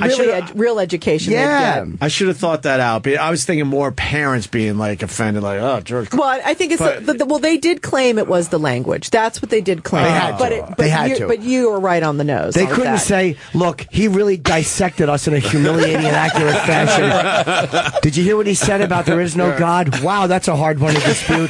Feel free to go and listen and then come back. No, you're right. You're going to find out that we really are full of shit here. You're obviously right as far as that angle goes. You're right. I ride my bike on that road every once in a while. And I think they moved it, or they put another one up on the corner of Amsterdam on 121st, down further, because that's where they originally going to put it. So we're excited. It was still nice, I'm just though. thrilled. It was a lovely day. Yeah. It really was. And it was a great night, too. We had a great show that night. Gilbert came out and did 7 minutes on my dad. Happy that my dad was dead. Oh, I remember that show, yeah. Yeah. I'm glad he's dead. Yeah, it was really obnoxious. And I really hope he suffered. I Naomi was in a lot of pain. And I was crying, laughing, and of course the audience at first, you know how difficult, and they were like, and my uncle and my dad's brother and I are fucking dying. Your dad would have loved that, right? Just an obnoxious tribute to him. Loved it to death. Eric wanted me to ask you about George Gilbert Gottfried. Is he here? And your dad's ashes or something. He heard it on Gilbert's podcast. Yes. I think. So this is in the book too. So so I came to New York a month after my dad died with his ashes because my dad had said my family will know what to do with them, and I did. I knew exactly what to do, and I were different parts of town I wanted to put them in. And so the very first night I get here, and I didn't know any comedians yet. I had only met a few at my dad's memorial. I come into town. Belzer's doing a show at Comics that night. He says, "Come down, meet me." It was the first time I've ever meeting Belzer. He's like, "You're part of my family now. I want to take care of you. I love you." I come down, my husband and I put a little bit of the ashes in my purse thinking, well, we're going to be down near the Village. Maybe I'll go near the bitter end because I knew I wanted to put some ashes in front of the bitter end. So we go backstage at Comics, and you know that backstage is like the size of this. It's so small and skinny. And Gilbert is back there, and I've never met Gilbert, and I'm just meeting people for the first time, and I'm kind of afraid of him. Like, I don't know what he's going to do. He's one of those kind of people, like, you see him, and I'm like, so he's like, "So what are you doing here in New York?" I'm like, "Oh, I'm here to spread my dad's ashes." He's like, "Oh, do you have any in your purse?" And I go, "No." And so I fess up to him now that I was like, I was so afraid that he was going to like eat them or snort them or something. He would have. That I lied to him, and I told him the story of that. He read it in the book. He's like, he was like, he would have yelled Affleck, then just snorted it right up. Yeah, exactly. I love Jimmy's impression. He does that when you're telling him something. So he was saying, it's very good. Yeah. Do you have any ashes left? I don't. My dad asked that we dispense all of them, and I did. But is that a weird thing to do when you actually have the physical ashes, and you're like, okay, now we're going to pour them into the ocean or whatever? Unfortunately, I'd had practice with my mother 15 or 11 years before that, so I was kind of had a relationship with her ashes at that point. Are you the only child? I am the only child. You got to deal with all the stuff too when something happens to your parents. Yeah, I leave it to my older sisters. You deal with that shit. Yeah, no, it's all on my shoulders. Yeah. No, I was really honored to spread my dad's ashes, especially in the city here. But the physical act is what I'm getting at. Is that a little strange? No, it's beautiful. It's actually beautiful for me. It was really nice. It was. But I mean, it is kind of weird too to think that what's weird about it more than anything is not about my dad or a person, but you thinking, I'm going to be ashes someday. Like, this is all that it is in the end. Well, if you work really hard, you'll be ashes. Yeah. I hope so. Well, it beats being in a box. That's my greatest fear is the claustrophobia. Like, I don't think my parents want to be cremated, but, I might as well say it now. It's happening. Because there's no way I'm driving in fucking January to go stand outside and drop a flower somewhere. I'll stick you on the mantle and just wave at you every day when I leave the house. I gotta go see them on Father's Day. No, I don't. Here he is. You're right, make it convenient. Absolutely. But you don't have to go to the gravesite. I don't go to my dad's. Screw that. Yeah, I never go to gravesites. They're not there. No, every once in a while, maybe. Just, but I don't feel like I need to. Yeah, I don't understand. He didn't believe in that shit either, so I don't even know why we buried him. I feel like they're more with you than somewhere in the ground. Yeah, spiritually. Yeah, it's all electrons in the end anyway. Yeah. So they're everywhere. We donated his body to science. Oh, well, that's a good thing. And then the doctor had to tell us, like, well, most of the insides of him were pretty fucked up. So I think the only thing we could donate is his bones. They gave you back a baggie of his organs? Yeah, a baggie of wet, damaged old organs. So I guess they took the bones and the rest is buried in that spot. That's weird. Yeah, in a spot. Yeah. Here's a bag of liver and lungs. Enjoy. What are you going to do with this? It's probably wind chimes. Fry it up. Now. Wind chimes. That's fucking wind chimes. That's a beautiful thing. Into a shop in New Hampshire, and there's my dad. There's a wind chime. Yeah, I want to be cremated. The idea of being buried is just too much. It's too claustrophobic. I don't like it either. I don't like the buried situation. It's just, I mean, why? I don't get it. Your father's bit on that part of my interruption. It was fucking plow these motherfuckers into the river and use the space. Oh, it was so great. It was great. Oh, it was such disdain for the idea of the dead being buried. Plow them into the river. One of his best bits, definitely. Yeah. What was your favorite bit? If you had to choose one, gun to your head, Kelly, you got to tell us. What is the? I answer the question this way. I have two because There's Goofy George, and then there's Sledgehammer George. So Sledgehammer George, it would be the planet is fine. The people are fucked. That bit was so revelatory for so many of us and is unfortunately used by assholes these days. They're like, oh, see, there's no climate change. Yeah, it's not what he was talking about. But I really loved his goofy stuff, and you know, his fart jokes were just the best. Segmented walking fart. I mean, it just kills me every single time. Every fucking time. For you. So it's weird, like when you're that close to it, it's just this. I always like that about him is that too many comedians, you obsess on being right on stage instead of just being honest. And he would do like a really heavy bit, like a fucking, again, you know, the Constitution is bullshit. And then 5 minutes later, a fart joke. Yes. Like he was never afraid of being silly. Yeah. And that was the great thing. It's like, that's what a complete comic. It was like, yeah, be very serious and deep and do what I want to do. And then, oh yeah, this is funny too. Yeah, because that was all sides of him. You know, he really did fully express himself on stage. But any comic that thinks it's not hip to do a certain joke, it was like he was the greatest, and he talked about whatever the fuck he wanted. Anything. Yeah, absolutely. And what a moment when he started doing our radio show. We got him maybe twice, maybe 3 times. I only remember him being on once in studio. Definitely more than once. Well, whatever. But when he first, I couldn't believe it. I'm like, what, really? George Carlin is doing our radio show, man. What a career highlight. Aw. For real, man. I'll tell you. Loved your dad. He didn't know your dad, but loved what he was doing. Of course, yeah. The greatest. We did Tough Crowd together, where he was. It was me, Nick DiPaolo, I think Geraldo, and George. Wow. That was the 4 of us. I want to see that. I was on the couch with him, and it was so great before the show because he's like, where do I put my notes? And I'm like, I love the fact that he fucking cared enough to write, because he didn't have to. Like, Colin said, yeah, he was bugging us for the topics. Oh, no. Perfectionist, like I said earlier. Yeah. And at the end, there was a sketch with Colin and him played priests, and they did this, and they didn't know how to end the sketch. They had no idea how to end it. So Colin goes, why don't you just walk in dressed as an altar boy and ruin it and ask him for an autograph? So that was how we ended the sketch. I just walked in and I fucking interrupted and asked him to sign a record. And he said, you like my 7 dirty words bit? And I'm like, yeah. And he goes, well, here's 7 more dirty words you'll never hear on television. Welcome to the Jim Norton Show, everyone. And that was how they closed. And it is 7 words that you won't hear on TV. Oh. So I was so fucking happy. That's my favorite. That's a great pick, right? A picture of me and him. He's dressed as a priest. I'm dressed as an altar boy. And How many years ago is that now? That's 2004. And they got him to sign it, the Tonight Show. He signed it, SJ, Society of the Jesuits, I think is what that means. Oh, that's great. Yeah, that's a great photo. That's a great photo. There's no better fucking fan photo. There's a lot of better photos of Carlin, I'm sure, from his point of view.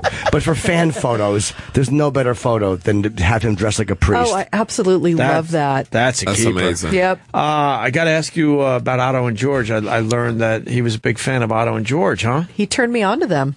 Yeah. Yeah. Pretty cool. Yeah. A huge fan. Huge fan. He loved that. And what was the other guy's name? The guys that sang Barnacle Balls. John Valby. John Valby. Good. Yes. Huge John Valby fan and turned me on to him. He turned me on to these people, and he's like kind of like more out of the, kind of the edgier niche kind of guys. And did Valby know that Carlin liked him? Yes, for sure. Oh, good. Yeah. Did Otto? Yes, for sure. Oh, yes, good. good. Absolutely. Yeah. I remember when he went and saw Otto, how proud Otto was. So proud that Carlin came and saw him, and they have a photo together. Trish, so great. Yeah, Otto's girl showed me that recently. Yeah. But he was so proud that Carlin came and saw him and enjoyed him. Yeah, Valby used to do this show. Really? He's a weird dude, man. We've known him forever. I've never met him or I don't know anything about him. He's these amazing. days. He would show up and he would sleep until it was time to go on the radio. Yeah. Sometimes he would sleep right in the studio. Wow. He's like, look, I know I'm supposed to be on at 9 or whatever, and he would just sleep in the corner, and then he would wake up and do his songs, and then take his shitty van back to Buffalo so he could watch his Bills on Sunday. They love the Bills up there. I remember being at Governor's with John Valby and his writer, who's awesome. With Paul. Ron, who wrote. Maybe he doesn't want people to know this, but wrote a lot of the stuff for Valby. And I remember it was a snowstorm. They're finishing up a Governor's run. It's like midnight, and they're jumping in this shitty van to drive all night so John Valby could watch his Bills. That's love. I'm like, is this fan going to make it to Buffalo? And the snow's pretty bad, and they're looking at least a foot here. And they have TVs everywhere else that you can actually see. They're just sliding out of the parking lot on their way, him and Ron. I'll never forget that. How about flying? They drove everywhere. That's hardcore. And it was a shitty van. I remember getting a tour of the van. You can only hope they won. That's all you can hope for them, right? They probably love Valby. And then we were trying, for a moment there, we were doing these virus tours in front of huge audiences, and we couldn't get Valby involved because he didn't want to blow off his Syracuse game or whatever it was. And it's too bad. I remember Jimmy getting frustrated. Like, what is he doing? Really? Well, it was a silly decision. It was like, if you're going to go on in front of 8,000 or 9,000 people, like, why not? You'll fucking murder. Yeah. They'll go crazy for you. And I get being loyal to a gay. It was just weird. But whatever, he didn't do it. I'm glad your dad was a fan, though, because I love him. Yeah, huge fan. And certain comedians will be like, well, he was just did song parody. But they were brilliant and fucking topical and harsh. Cry laughing. Yeah. That kind of laughing. I want to play a Carlin bit as we go to break here. Which one should we play?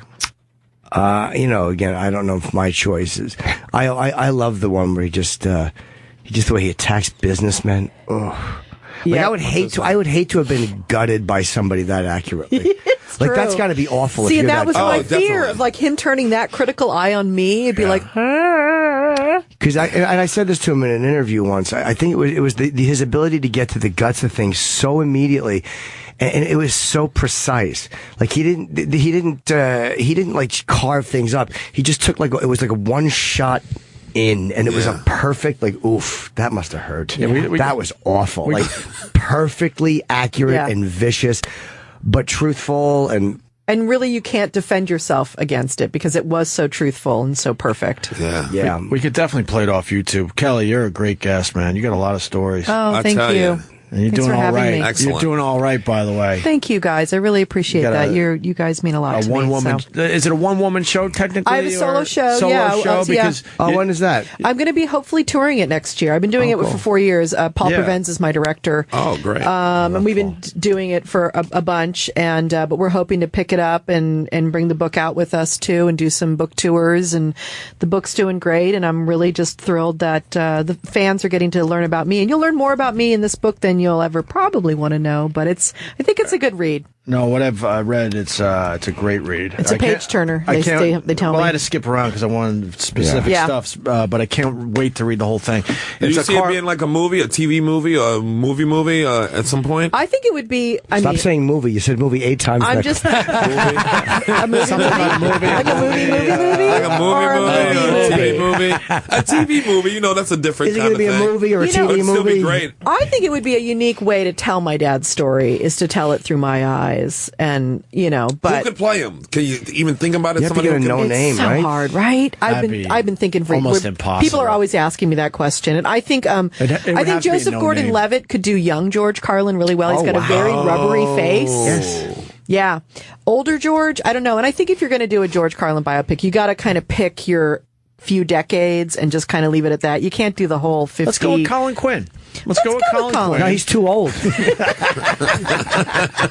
Let's go with Colin. He could do. You could tell your dad liked Colin too when they did Tough Crowd together. You could kind of tell that he was enjoying him. That made me really happy. That's awesome. Irish boys together. Yes, of course. All right, Kelly, come back and see us. I will, you guys. The book is called The Carlin Home Companion: Growing Up with George. Are you doing signings? In town, I'm doing an event tomorrow at City Winery called House of Speakeasy. I'm doing a story talk. And then Wednesday night, I'm at the Rubin Museum doing a conversation about my life around the topic of karma. But it'll be about my life. And so those are really the only 2 live events I'm doing. So come out and I'll sign a book for you. That's great. Very cool. Awesomeness. And it's Kelly_Carlin on the old Twitter. And the KellyCarlinSite.com. I think we got it all in here. Yeah. I think you did. Yeah. Right, we're going to play some George Carlin into break, and we'll be back to wrap up. Stay there. Everybody knows by now. Back with Sherrod Small as well. Let's not forget that, people. In the building, baby. Just kicking it. It was a great day today. Fun. We only have a few minutes left, really? I can't believe that. We didn't even do anything The today. show I can't believe by. What do we got on the channel tonight? I don't know if we have anything special on the channel tonight. We got Sam Roberts. That's special. Sam Roberts, 9 to midnight, live every night of the week, every day, every night of the week. Yes. Yep. Okay. Oh, so Sam 9 to midnight. Yes. And he was thanking me in the hall just this past Thursday, saying, "Holy shit, dude, what a great move." There are so many more people listening at night. And I'm like, Sam, I know this shit. Good for him. You do know this shit. Middays is tough. It's tough. It's a tough spot. I got to tell you, his Ronnie does well with it because now I got to hear from the Ron Bennington people. Ronnie does very well with the but you're midday not shift, but it's tough. You're not going to tell Ronnie what to do. Sam, you can tell what to do. You can say you're going to do better at night. You know what I mean? He said there's a lot more people. He noticed it right off the bat. So there you go. He's been on what, a week? Yeah. All 5 of those shows are better. They're at a much higher level than all the ones he did in the afternoon. The ones he did in the afternoon were great. They were great. All right, what else we got? We have, Sam Roberts. Tomorrow we have My Wife Hates Me. And again, Sam Roberts tonight. Wednesday we have Jim Norton's Advice Show, 3 p.m. Yes. Race Wars, new time, 7 o'clock. Sam Roberts again at 9. Thursday, again, Sam Roberts. I'm not really sure if we have anything new. Is the Pope going to be on the show? We're trying to get the Pope. Eric, I'm with you. I hear the anger in your voice. What are you doing? You want to tell everybody what's on TLC all week too? No, but you know what I'm doing? I think. But Derek's like, we're proud of what's going on this channel, but you're just reading shit. I'm not reading shit. And then Eric, am I with you? Am I with you on this? Unprepared. I am totally prepared. And then Friday night, Jimmy, you just missed Justin pretty much reading TV Guide. No, I'm not reading TV Guide. I'm reading everything that we have on this week because I think the whole channel as a whole has gotten really strong. What's on? I just plugged your show. Which one? The Advice Show. The Advice show. Did you plug the Minnesota gig this Friday or the Detroit gig on Saturday? I was about to, and they That's all I care about. Saturday's selling very well. Good. No one I have cares. 2 more things to mention. What you're going to tell everyone what's on Bravo tonight? No, oh my God, Bravo tonight is Below Deck. I like that show. I don't think it is tonight, or is it tonight? So I don't know. It's Eric Nagel live is on Friday, and then Sam Roberts because I really think all the changes, Opie, you've made in the last few months. Very strong, and I'll give you that. I'll give you that. And all these shows, you're gonna give me that? I'll give you that. I'll give you that too, because all these shows are getting. Are you really going to give them that? All these shows are getting press. I don't even know what the voice is. I can't do the voice. Who the fuck is Harry Hatter? You've pissed off. He's not Harry and he's not wearing a hat. Why the fuck do they call him Harry Hatter? I don't fucking get it. For the fucking Harry Hatter. I'm patting Opie on the back here. He ain't that Harry. All these shows have gotten press. Eric Nagel's show has gotten a lot of press. Are you still babbling while I'm talking about Harry Hatter? I am. Shut your face. I am. Piece of garbage. I apologize. Justin Stangl, just in time. No, that's not. I apologize to the people that I got rid of the one hair that was sticking out of my nose. Your nose is fucking big in that. You look like a fucking whatever. I don't want to say it because they run show business.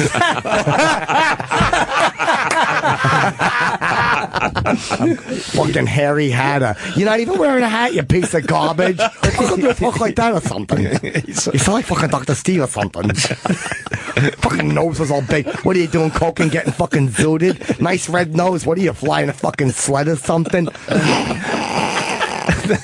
The nose is a bit sunburned, yes. Fuck yeah, it is. Where were you vacationing on a fucking a sun planet or something? What kind of sun planet exists? How could someone go to a sun planet? I couldn't think of the planets nearest the sun. How about Uranus? Why don't you stick your fucking fingers in the planet Uranus? That's not what. Finger your asshole or something. No, that's not. Piece of garbage. Harry Hatter. Not even wearing a hat. Sock cucker. It's Harry. No, it's not. It's Harry Hatter. I can read. I'm fucking Harry Hatter, and I don't even have a hat or nothing. That's like my name being like Chipper Shoes or something. I ain't wearing no shoes. I don't even understand that. There was a Harry Hatter video where he did wear a hat to show how cool he was. Fucking Harry Hatter. He's not even that hairy. He's just got a bad blonde mustache. Nice fucking mustache. Big nose and a mustache. What are you, fucking Groucho Marx or something? Oh, my stomach. What's wrong with your stomach? It hurts. Oh, okay, I thought maybe you had some cum in there or something. Why would that make you think?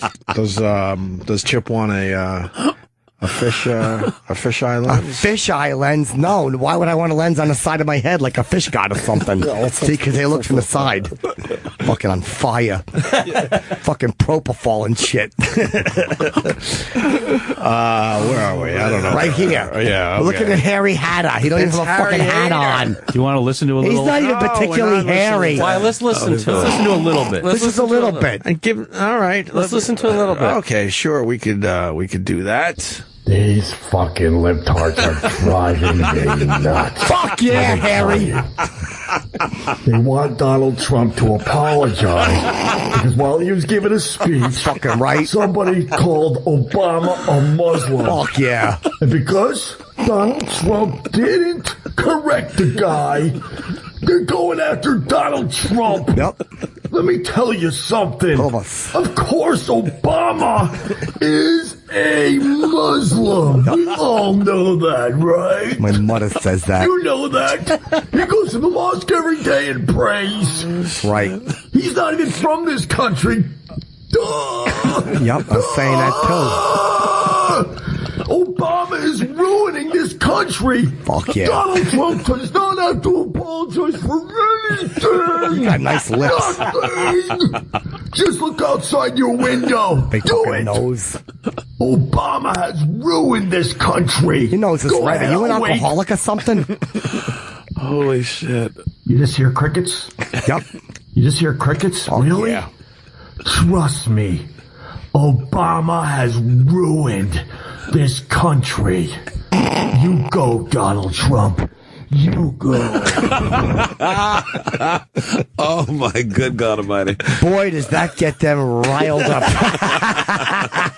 And then for you to say you kind of like it is really going to piss I like the fact that they hate it so much. It's so funny to me that they get so angry about it. Look, where's this done? Where are you doing this? Where's this done? In my house. That sweet family. I hope that sweet family is away from you. Fucking Harry Hatter. They're far away. Okay, yes. good. Yes. Harry Hatter is wearing a hat. He has a nice. You're saying his name wrong, fucking stupid. My you wife. fucking dumb perm hairdo. Shut up over there. You look like fucking Bruno from Fame.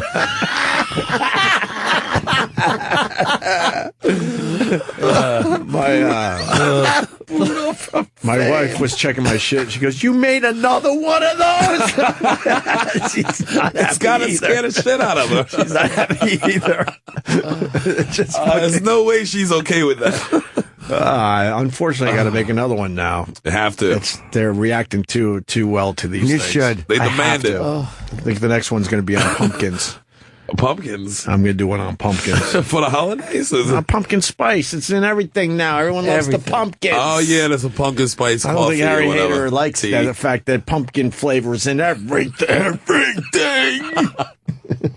Anyway, what else we got? You know what? We didn't even get to do the Joyce audio. Dr. Joyce Brothers? Joyce, good old Tilly. We had fun with Tilly. Oh. Do people still care about good old Joyce Tilly Mitchell? Sure. How long does she get? She only got a couple months, right? She'll be out. Wait, Yeah, how by much the end of the time year. did this fucking pig? I really don't know. 8 months, 9 months? Oh, That's what she gets for helping murderers escape from jail? Is that real? No. Wait. And They didn't censor yet. Check it. Double check it. Is that real?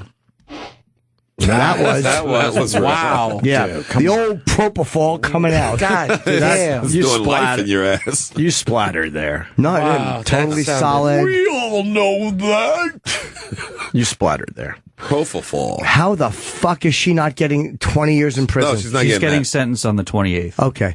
She helped guys who are murderers escape. All the money that they cost.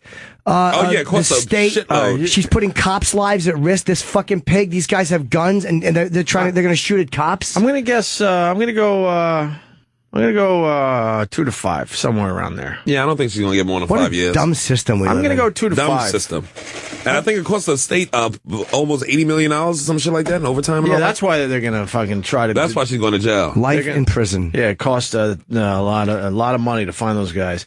Hey, also from the Emmys last night, everyone had to tweet me as soon as Jeffrey Tambor won. Good for Jeffrey. He was great in that show. Yeah, I'm happy for Jeffrey Tambor. Great in that show. He got a little mad at me when we were discussing this new role of his at the time, and now fast forward, he's winning Emmys. Why are you getting mad at you? I was going for the lame tranny jokes and stuff. Oh, okay. And he didn't appreciate it. He wanted to take a very serious Well, you approach to this whole thing. You did ask a fair question. Do you look good as a woman?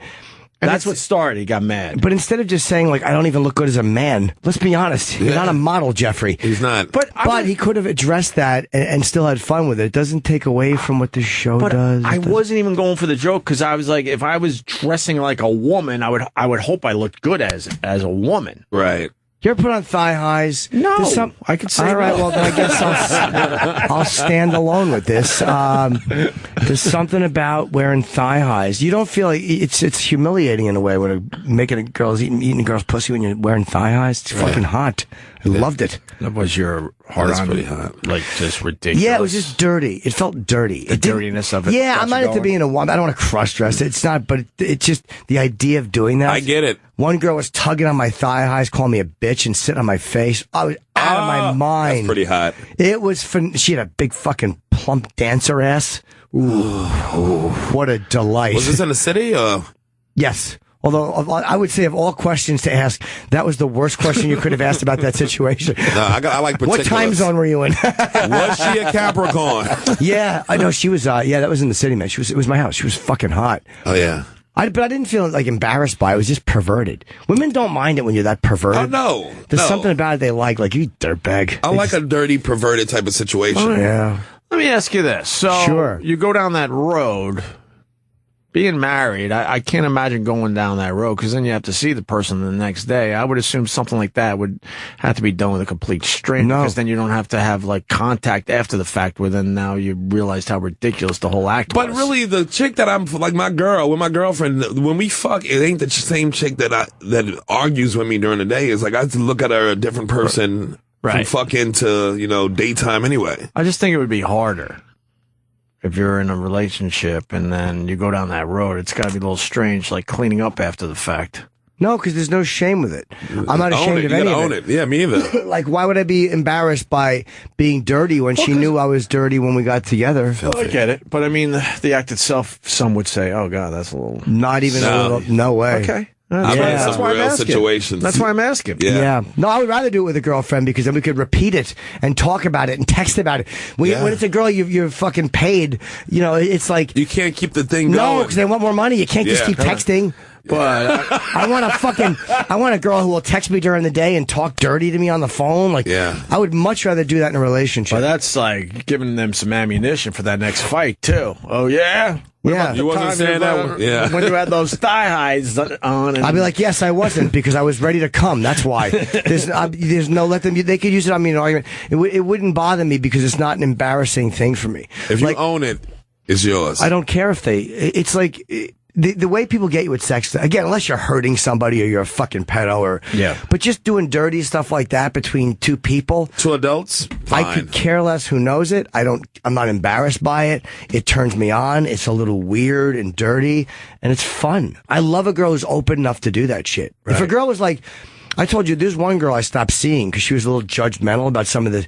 And I'm not saying that they have to like everything. Girls don't have to like everything. You don't have to like it, but don't be judgmental and look down on it just because it ain't like how you are with your shit. You give me that fucking scolding attitude, you're out, Tom. I don't want to, but maybe I could help. You're out, Tom. I don't like it. It doesn't... Because I'm not judgmental. I don't care what you like as a woman. Like, if you like being pissed on or if you like being degraded or acting out incest stuff, like, all right, that's a little bizarre to me, but I'm not going to give you the scolding, that scolding attitude that makes me want to spit in someone's face. It doesn't embarrass me. It makes me want to spit on someone. Oh, no, that I could completely get, of course. All right. Well, congratulations to Jeffrey Tambor, who never came back on our show. He promised he would. After that? It's unfortunate because he's such a great actor. He's been on twice, and he deserved it for that. He was awesome in that show. His role, he's masterful in that show. I have no desire to watch the show for whatever reason. It feels like a documentary. He's so fucking good. It's a brilliant performance. Yeah, I know. Maybe I should take a peek. What the hell? Yeah, why not? It's like, but again, I've told you the characters on that show. I have problems with the show itself, but I think that he is so good and so interesting. And there's interesting stuff about like just trans life that I never knew. Like, oh God, that must be a rough way to. I never considered. There's a scene where it makes you really sad because he's with his daughters and they're pretty accepting, and he's going into the ladies' room to piss. Because I guess like when you're not a convincing, passable, woman, or whatever, and there's a woman in there with her daughter, and she goes, "There's a man in the bathroom." And it's like, I get why the woman would say that. It's like, you're fucking kid. You don't want a Jeffrey Tambor looking lady. But he's like, and then his daughters get mad at the woman. But you can't say that the woman's being a cunt by not wanting him in there either. It's like, that's just an embarrassing, like when you're out and about, what bathroom do you use? Yeah, people. We're going to have a building, it's just going to be buildings just with bathrooms. But you know what I'm saying? Like, it's 400 like, bathrooms for different kind of people. He was so good in that. He's great. There's going to be people very uncomfortable about that whole sure. And I can see, understandably so. Sure. It's a different kind of thing. Yeah. But his performance, it's worth seeing just for a great acting performance. He's brilliant. It's unbelievable. Yeah, he's great. All right, Tracy Morgan, emotional speech. We didn't get to that today. Tracy was amazing. And it's then, good to see him. I'm writing that article too. New York Post that week that's right. And Ricky Gervais was hilarious last night. Yes, he was up there. Did he get nominated for Derek?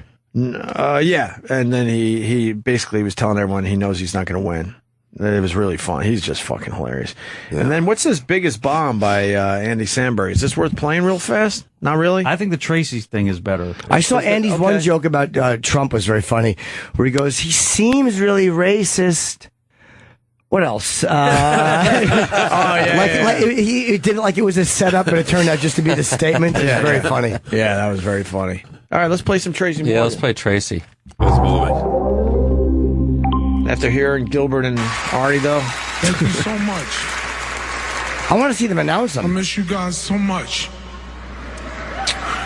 Last year, Jimmy Kimmel sat on the stage and said, we'll see you back here next year, Tracy Morgan. Well, Jimmy, thanks to my amazing doctors and the support of my family, my beautiful new wife, I'm here.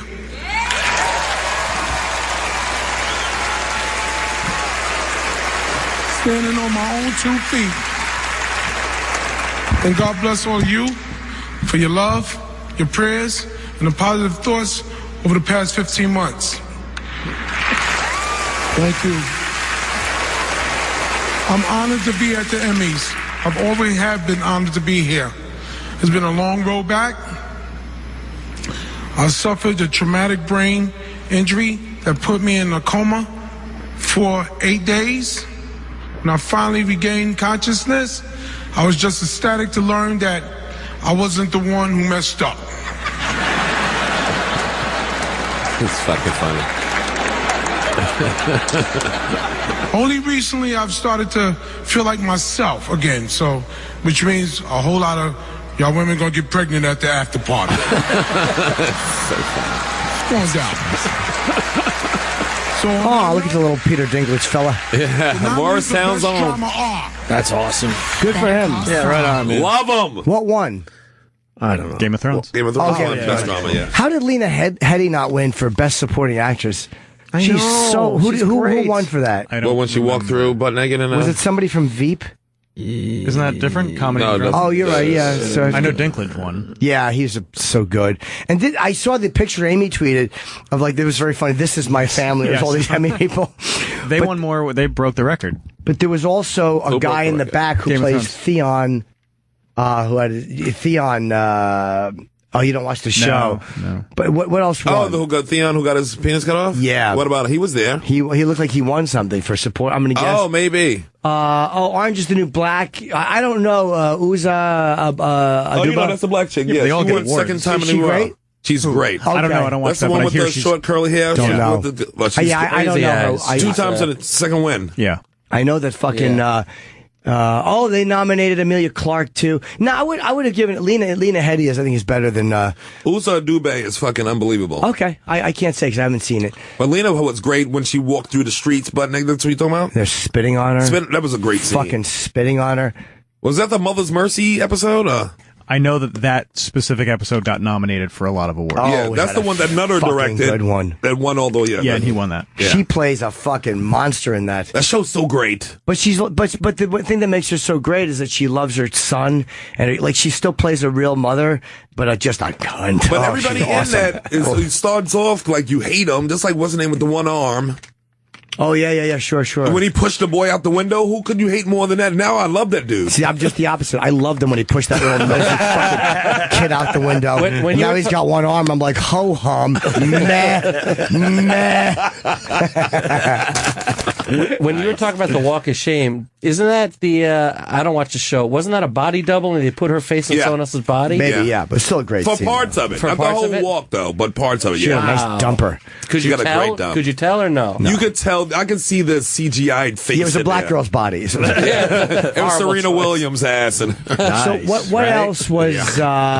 Who else won from that? Hold on. They won a lot of creative awards. Right. They should have. So they won. I think they won best outstanding drama series. I'm so glad it beat Homeland. And Peter, it's more believable than Homeland. You know, there's fucking dragons in it. I still find it based in more reality than Homeland. Oh shit! Pop lock. The propofol is working out of your system. Supporting actors. Okay, so I always thought that Orange Is the New Black is a comedy.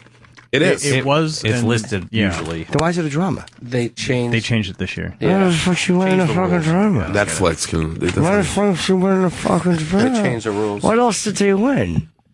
I don't know. Outstanding writing for a drama series. Yeah. Oh, Game of Thrones, that one. Mother's Mercy, yeah. That's great. The thing is with Game of Thrones, too, they got all these new writers since they first had created the show. So you got all these television dudes who came in who got to take the story on somewhere else. And it seems like they're doing a good job. I know a lot of people was criticizing them over it, but God damn it, they winning. Mother's Mercy won. Okay, there's a lot of directing awards. Okay. Yeah. How about And Dinklage won. Peter Dinklage is so good. It was great to see him carry his Emmy because it was the same size as him. Yeah, it's a little fella. Poor guy. Wait, outstanding direct. Okay, whatever. That was good. I'm happy for Game of Thrones. I'm happy for Amy, and I don't know who else won. Yeah. Kurt Metzger. Well, yeah, Kurt. Yeah, I'm saying the whole crew. Yeah, but I don't know who else. Kyle Dunning and all those guys. Yeah, it was funny seeing Kyle up there and Kurt. Yeah, Kurt the fucking. Kurt should be fucking when he's dressed in a suit. He should be going putting on the Ritz. Fucking young Frankenstein monster. Putting on the Ritz. Jesus, Jimmy, that's awesome. Fucking so Kurt is. He's fucking Peter Boyle and young Frankenstein. You big ghoul. You unshaven monster. Makes you happy, does it? I think we're out, man. Jimmy's going to Minnesota this weekend, Jimmy? Minneapolis. I have two shows, 7:30, 10:30, Mill City Nights. More specific, yeah. On Friday, and then Saturday is the Andy Amos Celebrity Theater in Detroit. Nice. And then the week after, or whatever, October 8th through 10, I have Irvine, I have Albany, Charlotte, Erie, Jacksonville, Louisville, Scottsdale, shitload of stuff coming. Ooh-wee, Jimmy. Yeah, I'm out doing gigs. Got to pay off the new apartment. Well, you got a new place? Not yet, but I'm going. Soon. Well, you moving? Yes, I am. Near your place, though? In the city, yeah. Okay. Sherrod, great job today there, Thank you, brother. sir. Race Wars, Wednesday night with Kurt Metzger, who won an Emmy last night for the Amy Schumer Show. That's right. 7 to 9 on this channel, Wednesday nights. We got Keith Robinson. Norton's coming on Wednesday. I am. And a lot of Rachel, Where are we taping it? Right here. Okay, cool. What time is it Wednesday? 7 to 9. Perfect. Excellent. Perfectamundo. Is that it? And the article for the Post. Oh, yeah, I got that article coming out about Tracy Morgan's return to New York comedy coming out the week that he's hosting SNL. Great. I think that's it. Anything else to promote? We're good, right? No, I think we're all good. Who's tomorrow? Tomorrow we got a busy show. We got Mark Norman coming back in. Nice. He's been killing it for us. Giannis is coming in. Giannis Pappas. That's how you say it, right? He just celebrated a birthday recently. I've never met him, so I'm looking forward to seeing what he's all about. I don't really know him either. And then Josh Ritter will be in here. Okay. We also going to talk to that guy Boogie too, the guy who Nicole Arbor had he was the big guy, fat guy who responded. Right. And I emailed him. He emailed me, and then I emailed him back. He seems like a nice enough bloke. So talk to him, get his take on it. We're all about the YouTube star these days, so any I'm other bummed she YouTube won't stars come back. want on, let's do it. It's unfortunate. I'm bummed she won't come back because we would have talked about her comedy too. Like we're not out to get you. And if there was an issue, let's talk it over, man. Yeah, bring your fat ass back in here. A lot of times Is that wrong? A lot of times we start issues and work out issues all in one fucking day. I needed some advice from a successful YouTube person on certain channel things. Yeah. I want to talk to How one do of you these make days. fucking money on YouTube is the question. You open up those fucking eggs. I told you. The surprise eggs and the blind bags. Jimmy, you should do a few of those videos as Chip. They would kill. I think and the kids would find it in the What search. is this? Oh my God! Look, a little treat. This looks like it's gonna be a whole bunch of fun. Look, the little man's a fighting. Open up the eggs. Just open up real shitty, really shitty stuff. You open up real eggs. Oh look, this. Hey, look, I'm just making a yolk. Home run, Chipperson. It's going to be a massive success. Chipper opens up the eggs and looks inside for treats. That's what we'll call it. Here's the bit. Google that. Chip opens up stuff that is only found in grandmother's medicine cabinets. All right. That's the bit. Do they have plastic eggs that you put stuff in? Yeah, they do it all sorts. And then maybe they put some Play-Doh over the plastic egg, so then it's like, oh, look, Play-Doh, and then they make faces in the Play-Doh. And he's making fucking it's ton of money. Unbelievable. I'm going to kids, open once Chip again, opens eggs. It easily did 2 hours on the YouTube last night, the kids watching these damn How things. long are they, the videos? And it's the only time they stay quiet. I had the kids to myself this weekend, and I needed to take a nap. Daddy needed a nap, so I set up that surprised eggs shit on the couch right next to me. They didn't, not a peep from a 5 and a 3-year-old. Are you kidding me? How long is the video? Some are like an hour. I can't do an hour. I don't understand Some are what's 10 going minutes, on some in are these 6 things. minutes, some are, they're all over the place. But if you did I would love to see you do a 10-minute one. I would love it. Chipper opens up the eggs and finds the treats inside. If you want to go regular, E-Rock will get the surprise eggs and the blind bags. If you want to go regular, if you want to go with the goof, we go with the goof. What's the blind bag? Same concept, really. These bags that have these little toys The in mystery them. figures. And then you try to collect all the figures that are on the bag. Wow. Can you buy them like that? Yeah, that's how you buy them. It's a surprise for you, Chip. It's a new way It'll be a for surprise for companies you. to make even more money. That's part of the new way. What? You don't know what you're going to get, so it makes you. It's kind of like baseball. It's like being cards. with a hooker. Yeah. It's like baseball cards in the old days. You know, you were hoping to get the Reggie Jackson, whatever, and you would keep going until you got the Reggie Jackson. In this case, you don't know what you're getting, and if you're It's a just like getting a hooker. If you're a collector, you're like, oh shit, I still need this version of Homer Simpson or whatever the fuck. Where can I get? Hi, this is Chip Chipperson, but you can call me Chipper.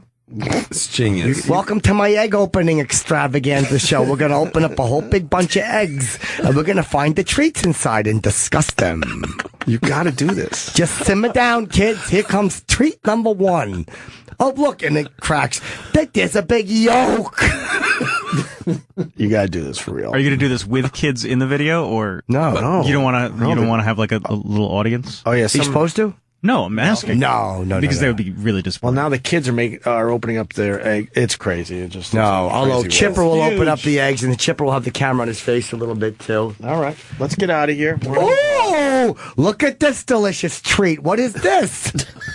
Look, it's a Cialis. Oh, look, Uncle Chip is going to take that because he's got a date with a girl later. Make your fucking pecker hard, kid. that's good. You got to do this. You got it. Look at that. It's fucking Cialis. I would love Gonna take that to make my fucking prick stand up. Chipper opens up eggs, but none of it's appropriate for children.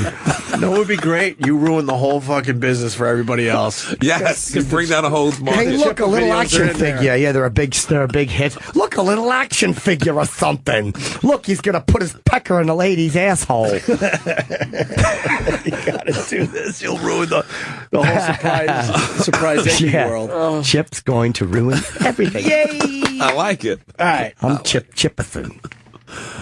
Oh, man. Is that it? That is it. All right. We'll see you guys tomorrow. Thanks for listening. We definitely appreciate that. Thank you to Sherrod. Today's show will be available later today on Sirius XM On Demand. An encore presentation is coming up next.